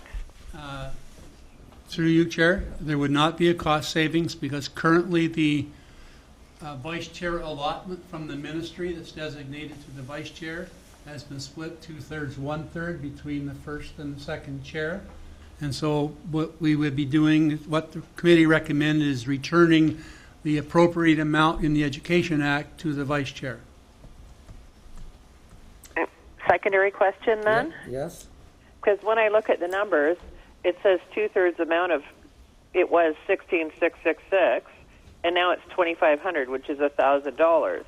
And the trustee enrollment amount has gone down, which, according to my math, and maybe I need to update my math, does not equal what the vice chair amount is in this bylaw. We will check on that, but to my knowledge, Trustee Swan, there is absolutely no savings at all because of the percentage split in the first and second vice positions. So to my knowledge, all the way through, there's never been any more cost to the board at all. But we will double check that. Okay, so what I want to do right now is have a primary amendment. To amend the motion, I want you to listen carefully to this. Amend the motion to maintain. All right, this is to keep the second vice chair as officer of the district school board under Article 1.5 and corresponding articles related to the second vice chair position. I need a mover. Moved by Trustee McDonald, seconded by Trustee Richards. So the motion is to keep the second vice position. Now I'm going to open it up again one more time for comments and questions. Trustee Krim always keeps me on the straight and narrow when it comes to this. Do we have any more conversations, any more questions, any more concerns?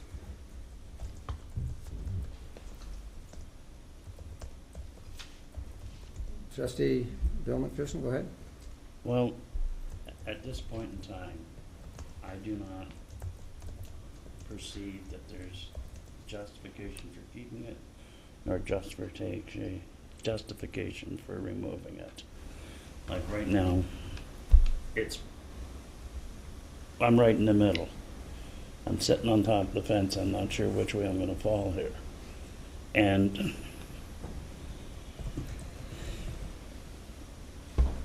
it's, like it's this way. Because if we eliminate it, the next question is going to be, it's necessary, so who do we replace it with? Do we replace it with a member at large? Does that member be appointed for 1 year? Does that member rotate every 3 months? The other thing we have to keep in mind here is whoever occupies that position, if it's deemed necessary, there has to be some continuity.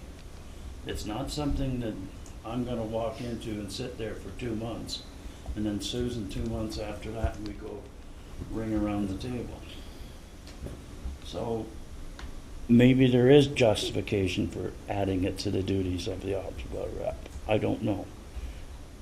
Because, again, that's something that's come up that they didn't look at. So I'm ambiguous right now as to which way I'm going to vote. And I'm almost tempted to say, send her back and come back with some more rationalization. I'm sorry, guys, you worked hard. But right now, if I was asked to make a decision, I'm not sure I can make it. Do you want to bring that forward as a motion to send this particular section back to committee? I'd like to see the idea of the OPSPA rep assuming that role. I think there would be a value to. So are you saying you want this sent back? You need a motion to have you send it? If that's the case, we'll put it to a vote. Is that tabling the motion, or is that sending it back to committee? We're sending it back to committee. Well, can we do that with an amendment on the table? Hang on for a second. I got to get, like, for me, it's spoken out of turn. Yes. So, Mr. Chair, through you, we have a motion on the floor, and that motion would need to be disposed of before a new motion would be introduced. You have two motions. We have two. But I'm not We have an amendment that's on the floor that would need to be disposed of. Okay, well, I'm not going to get too ahead of ourselves here. Trustee McDonald, help me out with this. Well, the director's correct, but if it would please the board, I would withdraw my amendment so that it could be returned to committee.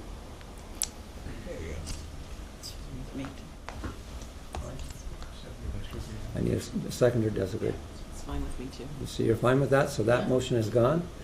Or that amendment is gone?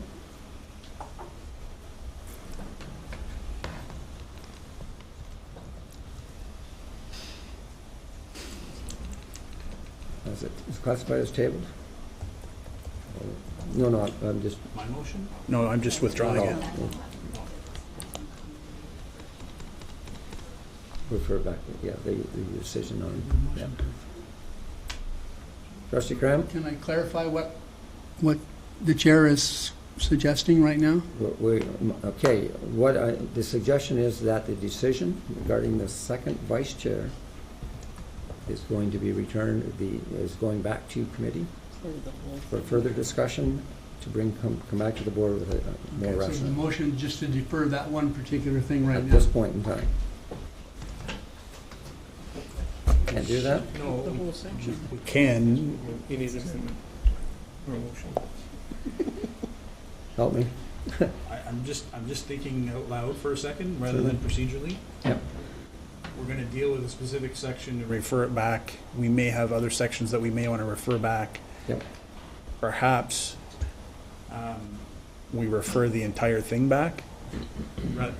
Maybe it's a little presumptuous on my part, but we refer it all back rather than doing it in piecemeal, only to see that we're going to have three motions sending the issues back. And we can have further discussion around it perhaps, but I just see that there's potentially another area that may have to go back. Just McPherson? An opinion. Now that you have withdrawn the motion or the amendment about the second vice chair's position, why do we not proceed to discuss the original motion to see if there's going to be any more, similar to what David has said, there's going to be any more issues that need to be re-examined? Through you, Chair? Yes, Trustee Swan? Are we not going to vote? I mean, we might have So quorum to... that motion, sorry, Trustee Swan, has been removed.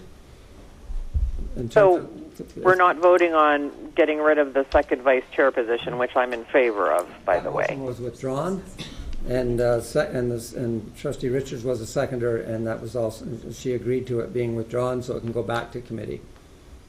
So, but don't we have to vote for that? No, it's been withdrawn. So can I put a motion forward to vote on removing that position? We just took that off the table. That's gone back to... But we didn't get to vote. No. So I can't put a motion forward to remove that position and have it staffed by a trustee as per the report. That whole discussion on the vice chair has gone back to committee. It hasn't been voted on. Without a vote. It hasn't been voted. Nothing has been voted on at this point in You time. have to vote on the deferral of the motion. It's been moved to defer, but now it has to be accepted by the Board of Trustees to defer that, or you continue the discussion. So we do get to vote if it's being referred back to committee. That's right. Thank you. So, Mr. Chair, through you, just to confirm that what I heard in my role as secretary, we had an original motion brought forward by Trustee Cram and Trustee Richards. We had an amendment to that motion about maintaining the role that was brought forward by Trustee McDonald and Trustee Richards. Through the discussion, Trustee McDonald had suggested to withdraw that amendment, and Trustee Richards agreed. So I brought this back to our original motion that was tabled by Trustee Cram and by Trustee Richards. The conversation at this point is about whether there should be an amendment to bring this portion of the dialogue around the vice chair back to committee. And a second part of the conversation that's come up in that discussion is, should it be only one piece or should it be the whole, of which this first motion was brought forward, so that the discussion of the second vice chair is not discussed outside of the context of how it was introduced to the board. So hopefully I'm honoring what I heard from Trustee McPherson, what he just mentioned there a moment ago. Thank you. So we need to bring forward a motion. Am I correct that the Upper Canada District School will refer back to the bylaw committee relating to Article 1.5? No, that's signing.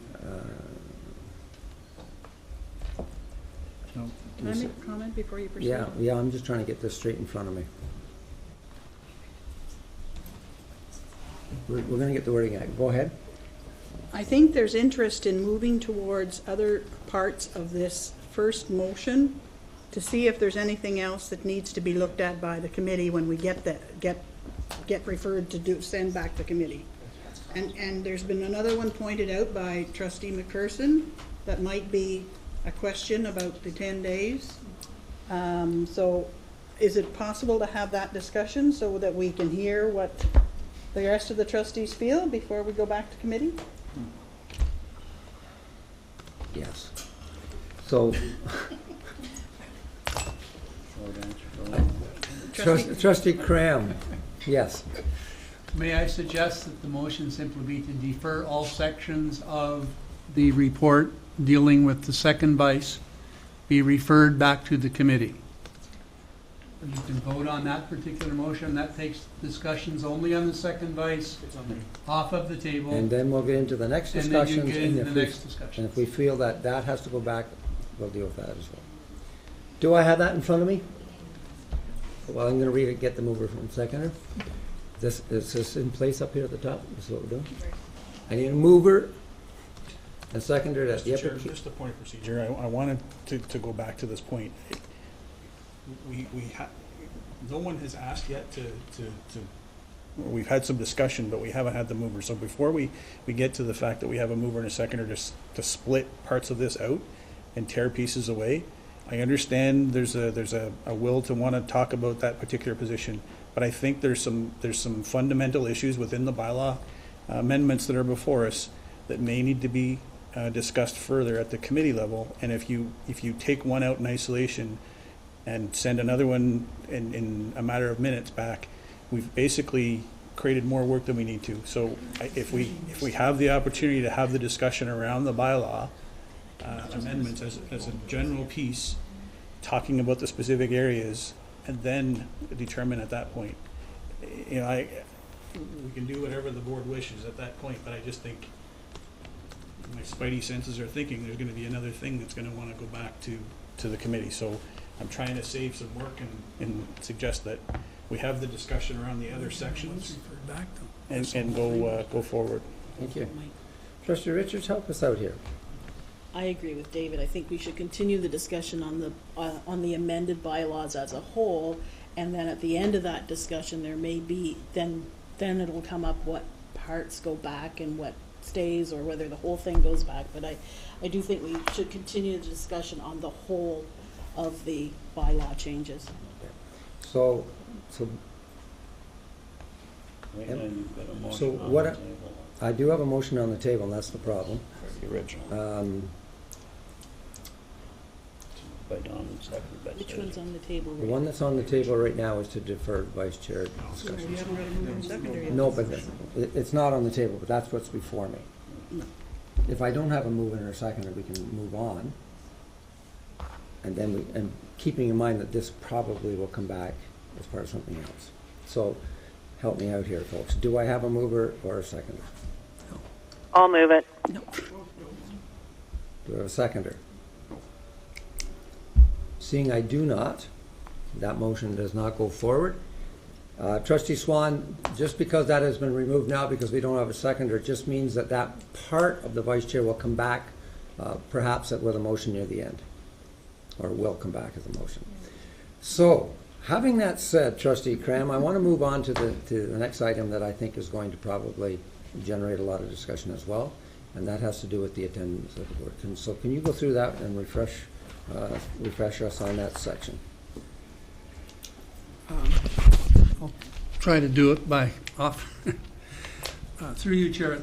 The rationale through the committee was the role of trustee is important enough that there should be an adequate number of times that a person is in the boardroom with his colleagues to make that position important in the eyes of everybody. And we're talking everybody here, and we're talking all of us together because we all miss meetings. We had a great deal of discussion as to the number. We had a number that was lower, we had a number that was higher, and in our deliberation we were saying there are 10 board meetings, 10 months in our normal school year. There are 2 meetings a month. That would be 20 meetings, and 50% of that might be an appropriate number for to expect trustees to be at the table for. And that was basically our rationale for coming up with 10. We firmly believe that there should be a number in our bylaws. The Education Act does refer to, does have numbers in it. And we do not have any requirements in our bylaws for a number. So we firmly believe as a committee there should be a number. I don't think the committee has any objections to anybody amending the number higher, lower, or whatever. That there should be a number in the system, but the rationale for picking 10 was based on 20 meetings, 50% being 10. And just to bring some clarity, the Education Act does speak about this, but the wording is at least 3. Okay, so there's nothing beyond the at least. All right, so I think it's important that, should we have a motion on the floor before we talk about this, or just a general conversation? Okay, I'm going to open this up to comments or questions concerning the change in the bylaws that would increase the attendance in person at board meetings to the number 10. I'm going to open it up. Through you, Chair. Well, Trustee Wendy McPherson first. I'll let Trustee Swan go first. Trustee Swan. I guess my questions are going to start with, why I know in the ministry document says at least 3, and special board meetings. Would PAR meetings count? What are counted as special board meetings? Trustee planning sessions? Can you just elaborate there, please? A special board meeting would be a meeting that we would call, for example, during the accommodation review when we had to make tough decisions there. There were meetings that were of the board where a decision is being made, and including board meetings.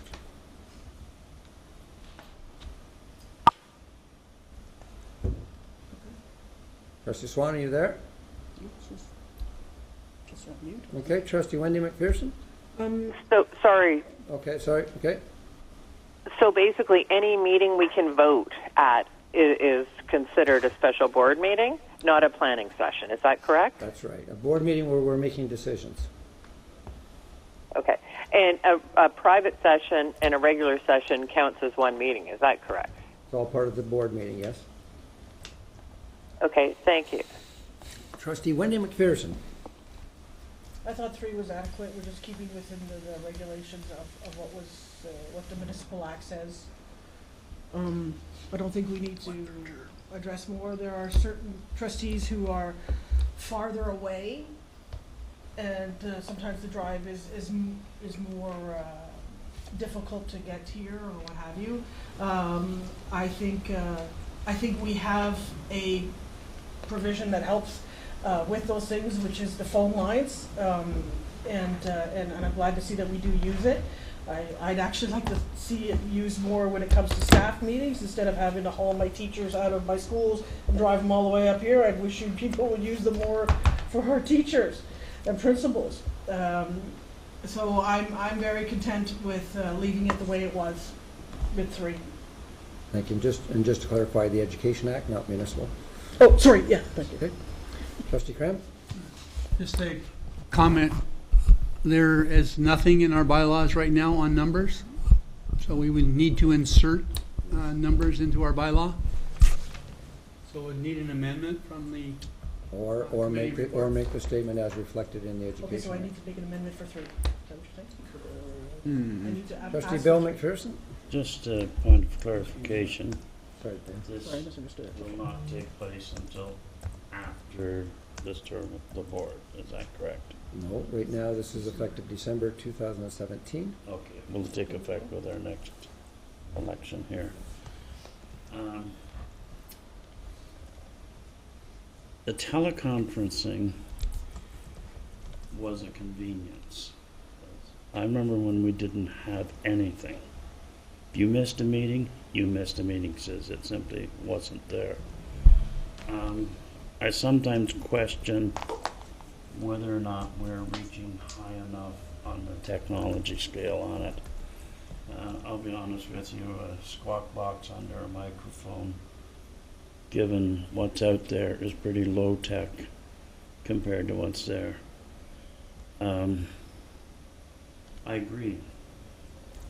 As far as I'm concerned, teleconferencing is probably the poorest way to attend a meeting. I've done it out of necessity the odd time. But I think we need to set a number. It's just to decide what number it is. And as I said, it was established as a convenience, and it shouldn't become the norm. Sorry. Okay, thank you. Other Secondary comments? Chair? Well, Trustee McDonald's first. Trustee Swan, go ahead. As a trustee, who probably is a trustee that calls in the most on teleconference, I know what the Education Act says, and it's 3 in person, and I attended far more than 3 this year, especially I never missed one par.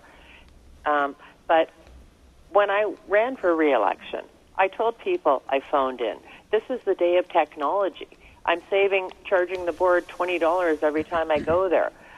There are benefits to being in person, and I don't doubt that. And when I read the agenda, I see, is there more of a benefit to be there in person? I can watch the meeting on one computer, and I read the agenda on another.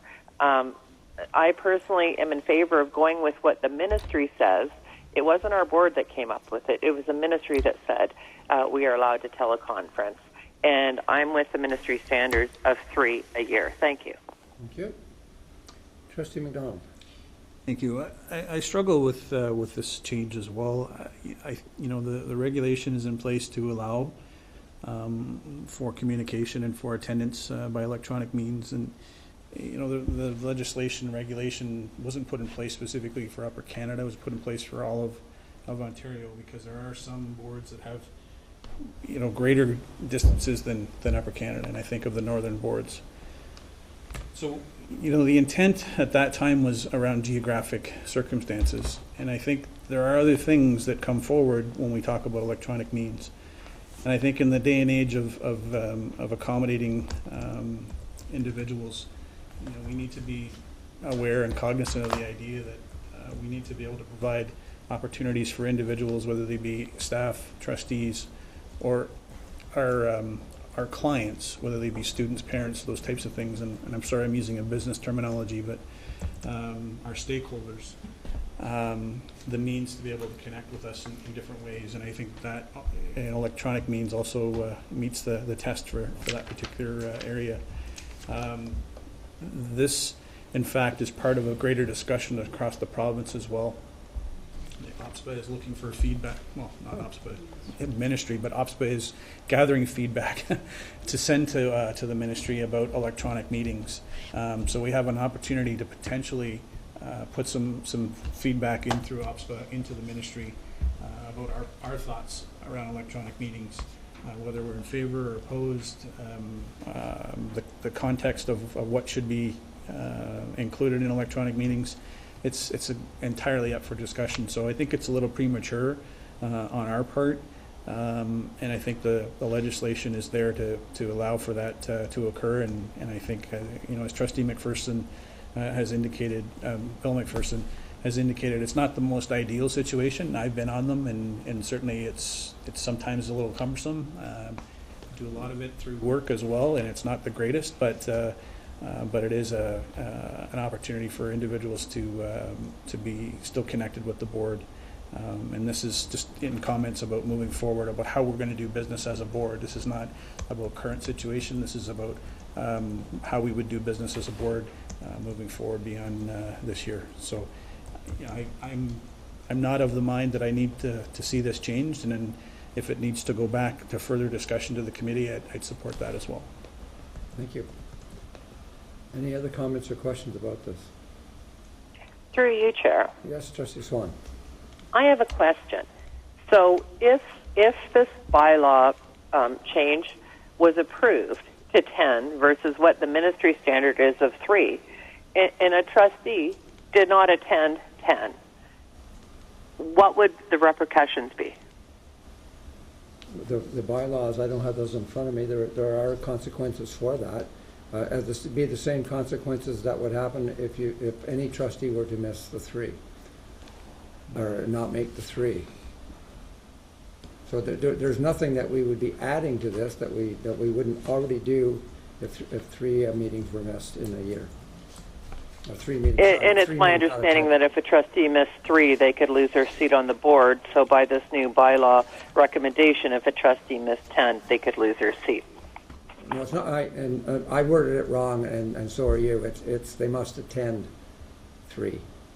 Right now, the Education Act says that a trustee must attend at least 3 meetings in a school year. The amendment or the change to the bylaw would be that a trustee must attend 10. So if over the course of the year a trustee did not attend 10, then the consequences would be the same that we have in place right now for a trustee that did not attend 3. So there'd be no additional consequences. It'd be the same consequences. Which my understanding is losing their seat. That is one of the possibilities, yes. Trustee Bill McPherson? Just out of curiosity, did we check with boards that have similar geography to us to see what their bylaws are? Trustee Cram? No, we have not, Chair. Okay.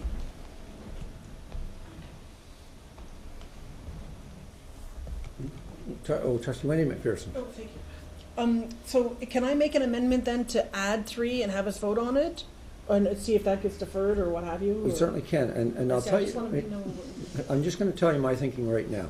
I don't see this, in terms of the discussion, there's a need to go back to committee. If we can agree if we agree first that there needs to be a number in the bylaw, and we can agree on what that number is. So if that were the case, let's say, for example, we leave it at the 3, or we say we follow the Education Act, that the trustee must attend 3. If that's the amendment to your motion, then that's on the table. We can vote on that. However, if there's a feeling that it should go back to committee, the question you have to ask yourself is, what is the committee going to come back with? Another number. Well, comparable numbers from what other boards are doing. I wouldn't mind seeing that. More research into what others are doing. Okay. So I guess what I'm looking for is, do we want to, if you bring forward that's an amendment, Trustee McDonald? I didn't want to cut the No, conversation. no, it's okay. I'm just trying to get some clarity into where we go. I was going to put forward a motion that we send the amendment back to the committee for further review. I think we've had some discussion about what is problematic for some trustees. We also know that there is a provincial discussion around that. So I would be looking to put a motion forward that we refer back to the committee.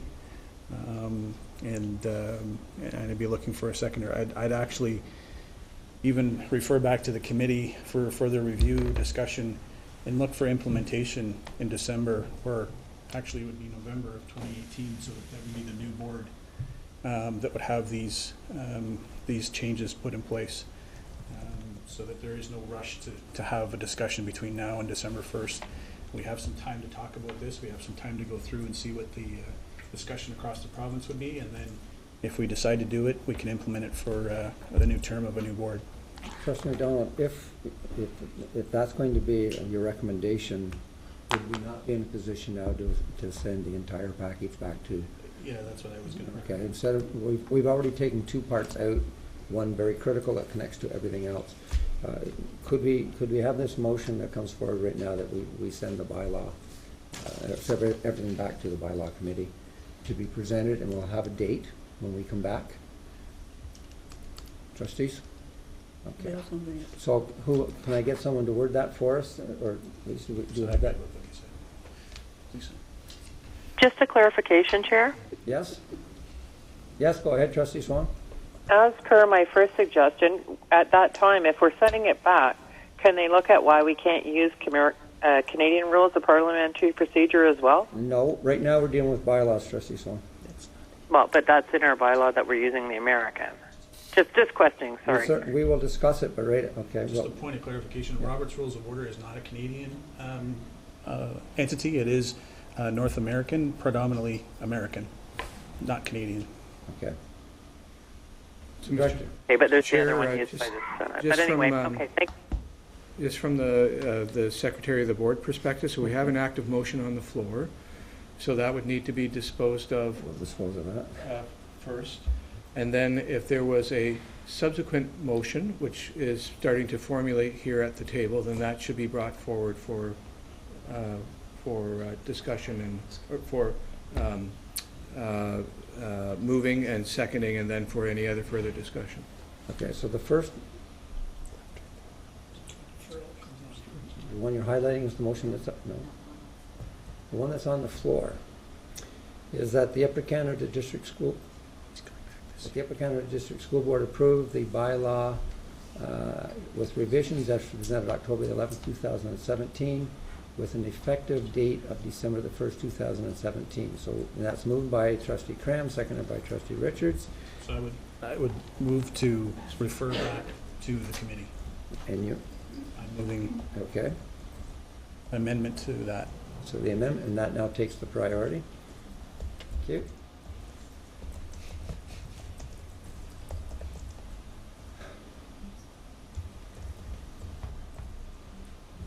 Do we have a date to have this brought back? For it to come back? Yes. I think we need to make sure that we address all the areas, but I don't want to singularly put a date on it. I mean, I think there is some provincial discussion. I would say refer back to committee to have an overview of the discussion at the table and the provincial discussion around electronic meetings. Maybe it's 3 weeks, maybe it's 3 months. 3 weeks. I like 3 weeks. Okay, so we have a primary amendment. Is this what I'm reading here? No. No, just refer back. It's just primary amendment. The Upper Canada District School Board refer back. Sorry, what are we referring? Back to bylaw committee. Not 3 weeks. I don't think 3 weeks is enough time. It was a joke. No, 3 weeks is not long. Doesn't want us to investigate some things. I would suggest we come back with this in the new year. Okay?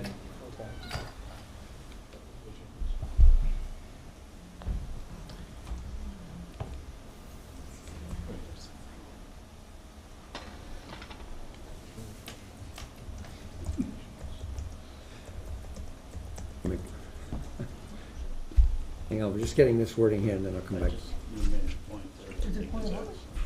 If you defer the swear of into the new, it will then take effect with the new election, thereby removing any possibility, or perhaps not any possibility, but that none of us are taking this personally.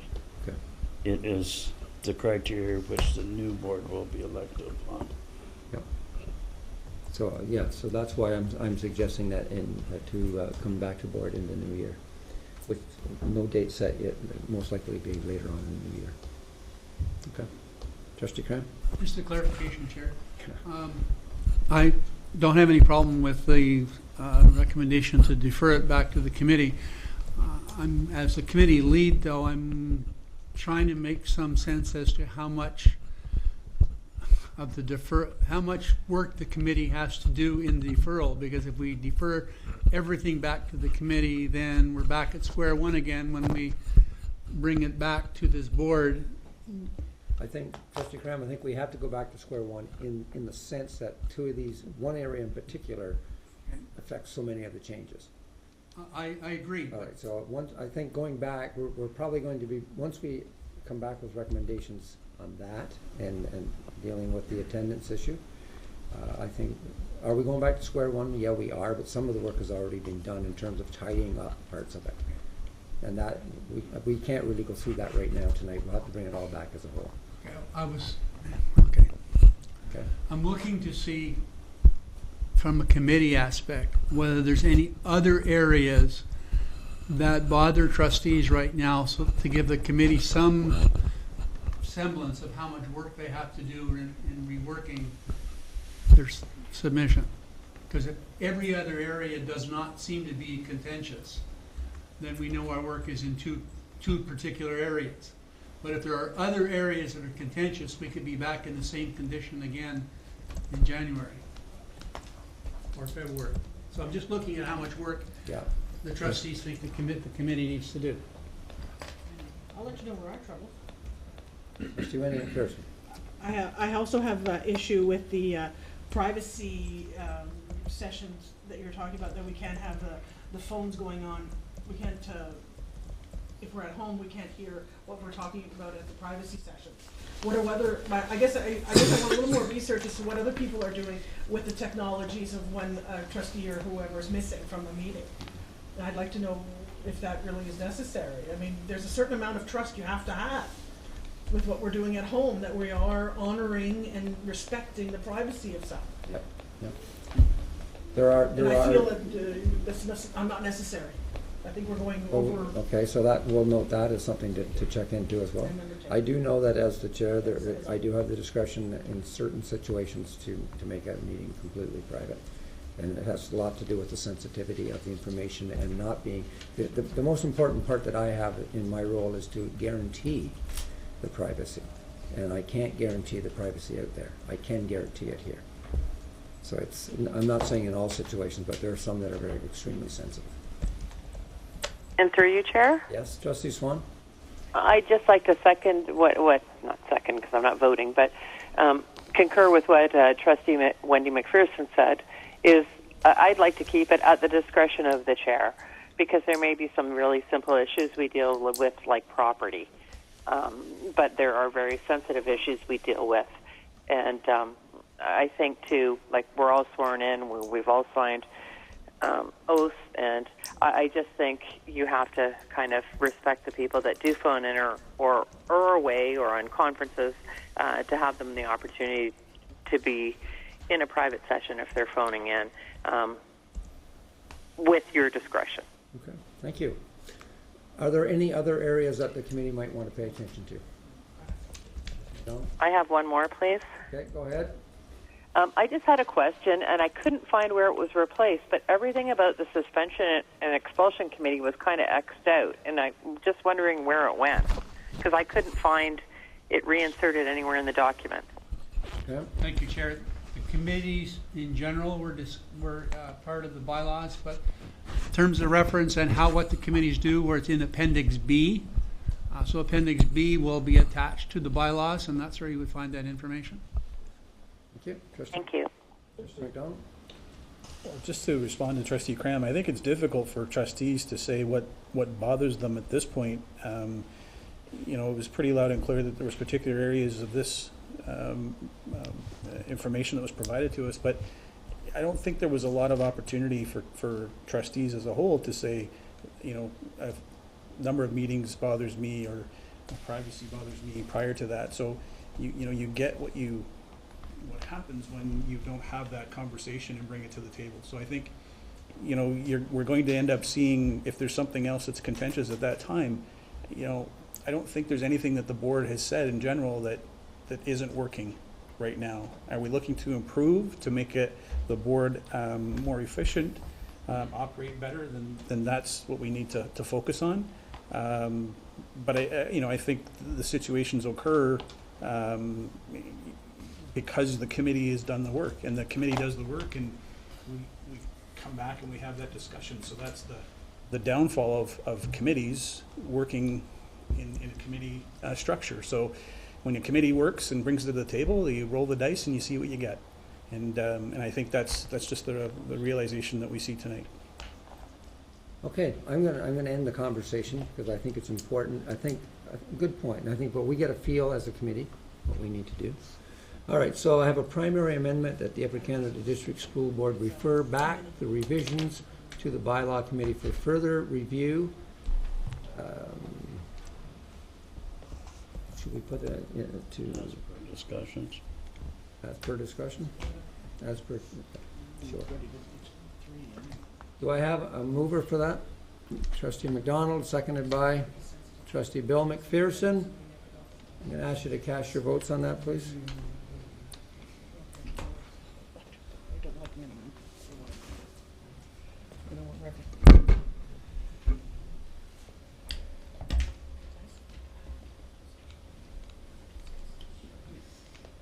Trustee Wendy McPherson, in favor of going back to committee?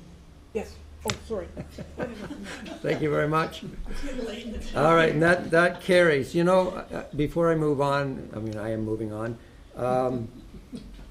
As I said in the very beginning, bylaws belong to us, and this discussion had to take place, and it's important that we hear from all of us. So I appreciate the conversation, and I thank you for that. Mr. Chair, we still have active motion on the floor. So the motion. What's the motion that's on the floor? That dies. That dies. So we refer to that motion's gone. Thank you. That'll live when it comes back. Good Trustee Marshall Wilson, what do you think? You want to be a chair someday? It's been an interesting year. All right.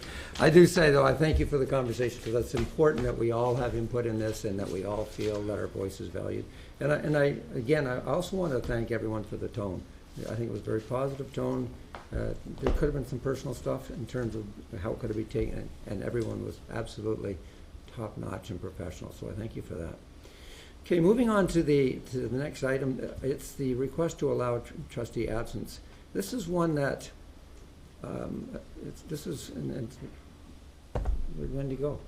Anyways, this is a motion that we probably should have brought in earlier. It's a request for us to really suspend our bylaws in terms of Trustee Wendy McPherson's absence due to illness or potential absence. And up to this point, I mean, in the very beginning when Wendy and I discussed this, there certainly was the potential to have this in place. And Wendy has been a real trooper and has shown up and hasn't needed it. But I do believe it's important that we have this motion forward in the event that we do have to use it, because I think what we all want to do is be able to protect Wendy, and we want to do it in a way that she can have a free mind to be able to deal with the things that she has to deal with in life. So I have a motion before me. In order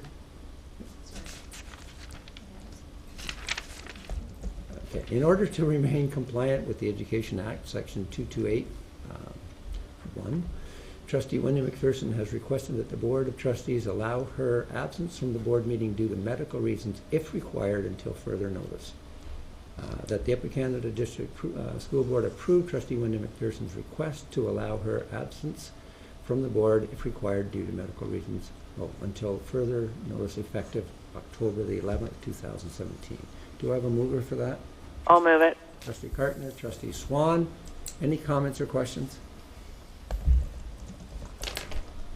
Before I ask you to vote, Trustee Wendy McPherson, you picked a good time to leave the room. We were just talking about you. We hope that we do not have to put this into play because we're all hoping and praying with you, and you've got our support in every possible way. In the event that you need it, you have it. Thank you. And we want you to know that you are covered by us and protected, but you always have our thoughts and prayers, you know that. I'll ask you to cast your votes, please.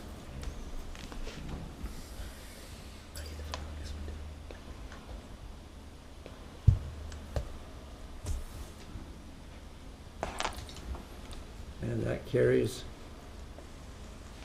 unanimously. Thank you. Okay, moving on to the next is our standing item, report of the Ontario School Board Association.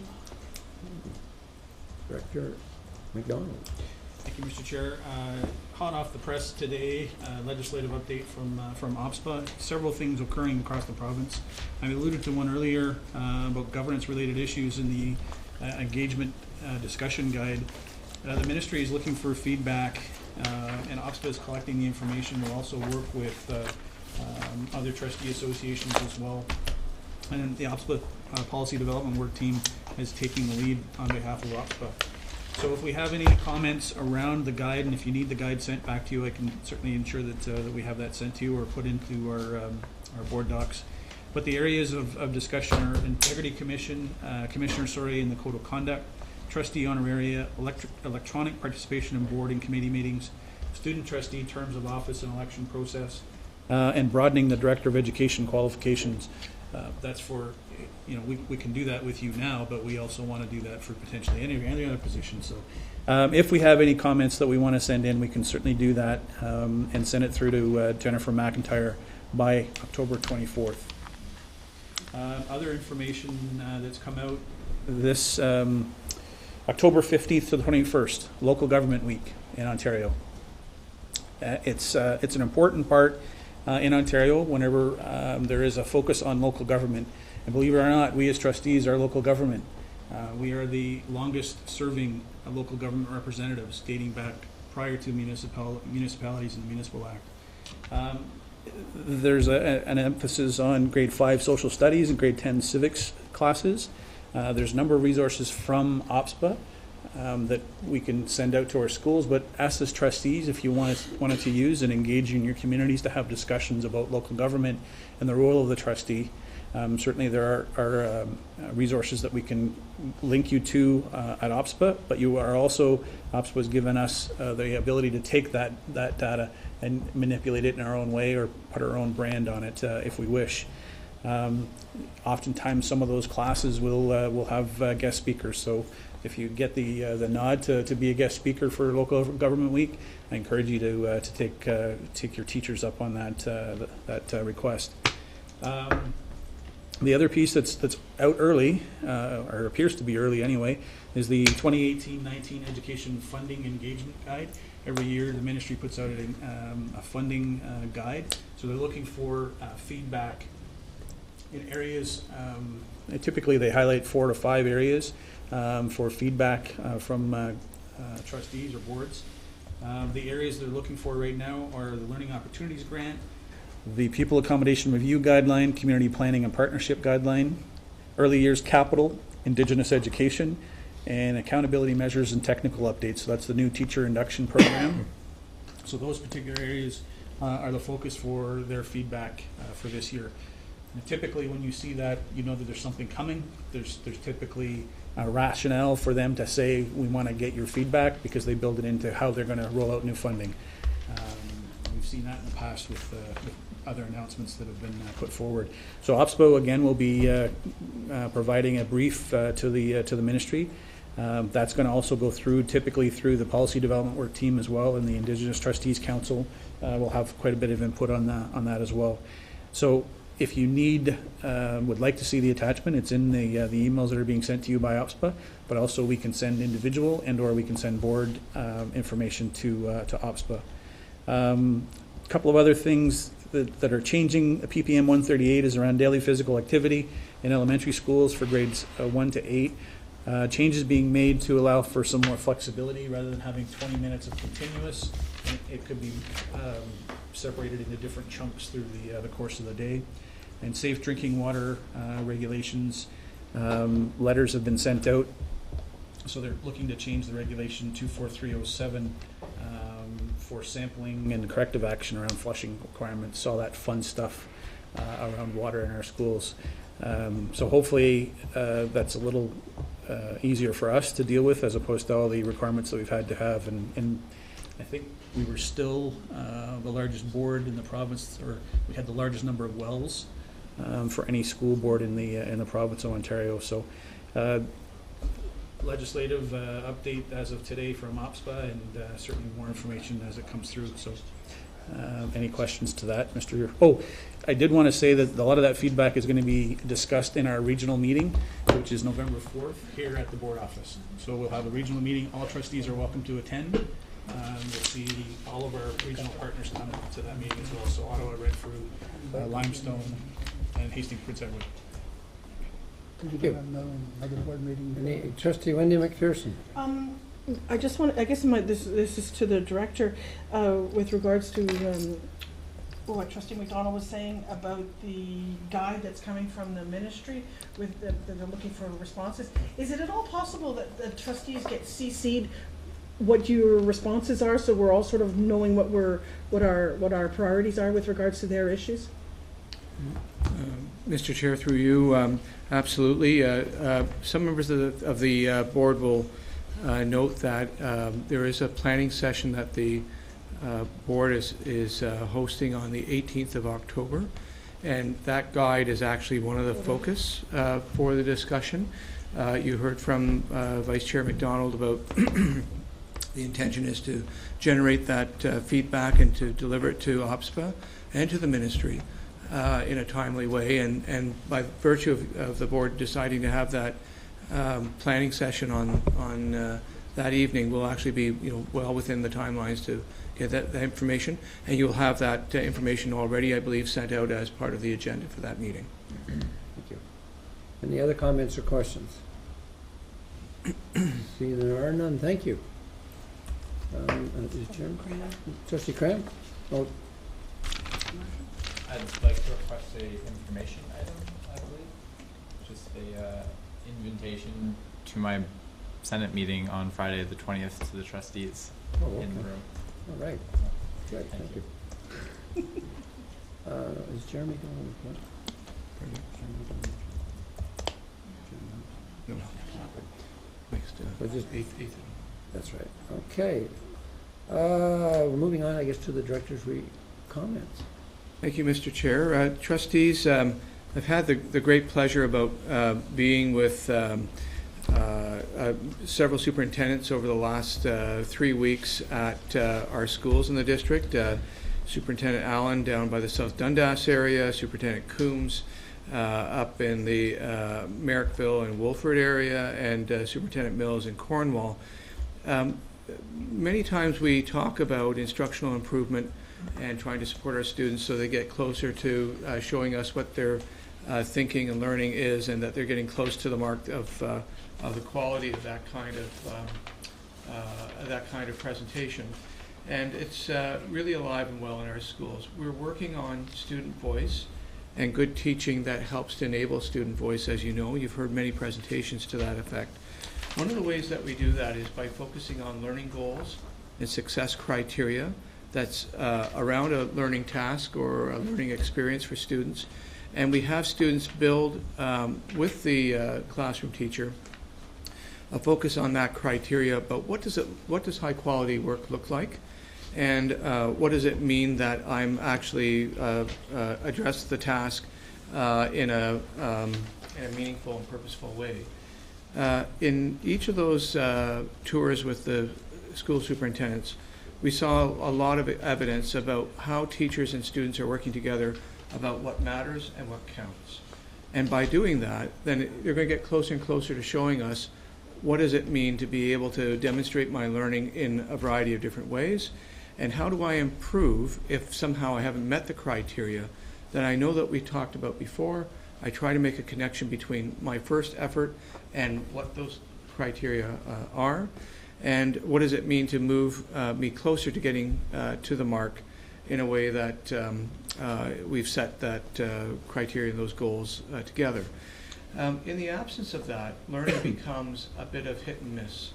And so I want the trustees to know that when they're visiting schools, they should be looking for that kind of commitment in our classrooms, and see how students are using that, and how our teachers and how all of our staff are trying to enable students to be getting closer to that precision in their learning, so that they are getting better at knowing what is expected of them and what does good learning look like when it's done. I also want to make sure that we acknowledge, Mr. Chair, that the board has an affiliation with a foundation, the Champion for Kids.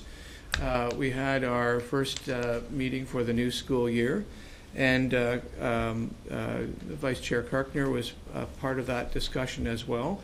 We're looking forward to bringing to the system what is the priorities through that foundation.